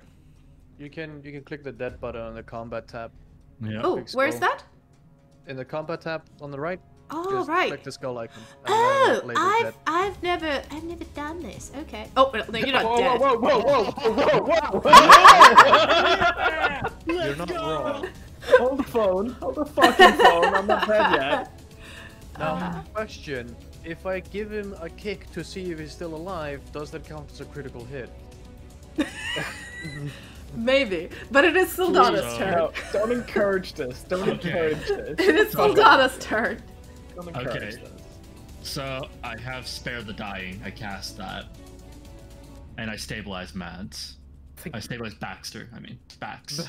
Why did I want to say Baxter? What the fuck? So wait, you have Spare the Dying, The right? F word, Danny. Haha. Okay, so Spare the Dying, it doesn't wake them up. It just brings them back to 0 hit points, right? Yep. They're Okay. unconscious for like 1d4 plus 1 hours. Ooh, I will roll that. How long are you unconscious for? I'll make it a public roll. 1 to 4 plus That what? wasn't public. That wasn't 1d4 plus 1. Really? Yep. That wasn't public? No. That's weird. But I've clicked public roll, so. So, again, let me try again. It's 1d4 plus... What? 1? Oh. No, wait. Bloody hell. Fucking almost dead first smash. It's public on Wow. the screen, so. There we Yeah, go. you should have been able to see it. Have you seen it? Yep. Yeah, you're unconscious for 2 hours. But the combat is now... I will go back Oh, to joy. the casual music from wherever it was. This one. Just pause. And there we go. Correctamundo. Sorry, just flipping between 100,000 tabs that I have. As you do. As I do, it will get better issue. once I learn how to do this properly. But I need a minute for this to work out. And it will be... There we go. And I've put back into the ambiance. Let me go back to Foundry. Oh. Nope. Wow. Cool. Well, I'm going to end combat here. Empty the turn tracker. And you guys are free now to move. Bax, you are still unconscious. Rolls down. So, But you are now awake. No, you're unconscious, but you're not dying. oh, Unless I roll remove him that. down the stairs. Unconscious filter from you. question. Yes. Seeing somebody almost die and stuff. Oh, yeah. Oh, bonus yeah. Action. Oh, How am I yeah. feeling? Oh yeah, you especially in such a gruesome, fiery, impaling death, and how he was absolutely fine at first, and instantly things went wrong. And you just imagine how if that hit would hit, like, Eris, she'd be just permanently dead. She'd just be steamrolled. This guy seems like he can take a beating, like, Eris would be dead. How much did you roll? I rolled a 15. 15. Yeah, you realize the situation and how it was dangerous, but you've stabilized him. You've acted. Your reaction kept you together, and you're still okay. You got close there, but I think being able to do something rather than just watch, really helped. Really filled me with a bit more confidence. Oh, I think your cams froze on my screen for some reason. Oh, am I frozen? No, you're back, I think. We are. I saw it for like a second on the stream. Yeah. Yeah. You were frozen only for a few seconds. It wasn't for Freeze very long. frame, guys. Freeze frame. But no, you're back. The sound was still there. So, is there an in ambiance? Yeah. Cool. So you guys managed to stabilize Mats, and I'll because it's getting quite late. I'll just wrap this up through. We will see the fallout of this later. But what happens is you see. Oh wait, where was the Foundry? Totally fine. No, you see Eris sort of hobble her way up the stairs tentatively, seeing the burning remains. She sort of I'm just turning it. She sort of Can't really walks see over to you and steps over the table and The looks charred remains. and then looks at you guys and goes, "Oh my god, are you okay?" And she looks at Bax on the floor. "Oh no, poor Bax!" And she like she kneels and she like taps the still burning, and she's trying to put the fire down with her hands. And then she's like, oh goodness, he's not gonna get up again, is he? Oh no, he's fine. I stabilized him. Luckily, being I used to I'm be part of the so army, sorry. so I know I'm know so some sorry. magic. It's all Why? my fault. Oh, I thought it was okay if we just locked it up. I didn't think I'm it would sorry. just break through the door. I'm sorry. What is this about? What is? Oh, it's a really long story, but I'm sure Bax would love to hear it. yeah. I mean, thank you, but now... And she starts looking around at all of the furniture and furnishing. She's like, we're gonna be okay for tonight, I think, but... Oh, what's gonna be tomorrow? Which one? Well, I mean, And we're gonna have to probably replace that burned carpet. she looks back at the carpet and goes like, oh, well, yeah, that's fine. That's easy. I have a contractor. He'll come fix that. It's more... right, I think this requires a longer discussion, but we probably should take Bax here to rest in one of the rooms. Let's go. I think the double room in front of yours, madam, is free, just for a bit. And she goes over here and opens the door. This is just to show you guys how the rooms look like. Because I worked hard on these, so you know. Oh my god, it's so bougie in here. Is bougie as fuck. Yeah, Mats is not really walking himself, but you guys take him to the bed. No. And Eris stokes the fire to make sure it's Can I put him on working. the drawer here? Or Sorry? Put him on the top? table. Yeah. Yeah, just eat him on the Table, drawer. not the bed. I'm joking. Put him in the fire. Yeah, Eris is stalking the fire, making sure it's warm in here, and then she sort of walks over here around the bed and Yeah, close the door if you can. Thanks. Smart. So yours is literally like this, Sildana, but across from the corridor. Just so you know where your room is. And she sort of looks at you guys and she rubs her head and goes, so, I mean, this is a long story, which I'll tell you next episode. But, long story short, I've been plagued by animated furniture for a while now. And if it is dealt with, usually it's quiet until the next day where something else animates. And she's looking around at all the cupboards and all the wardrobes and all the chairs and the bathtub and goes like, and you never know what it is, and it's horribly bad for business. So we've decided when it was, my husband and I decided when it was one of the tables in the room at the very end, we're just gonna lock it up, and it seems to be quiet unless I get close to it. And usually it's okay halfway through the corridor, but apparently I took one step too much and... Oh God.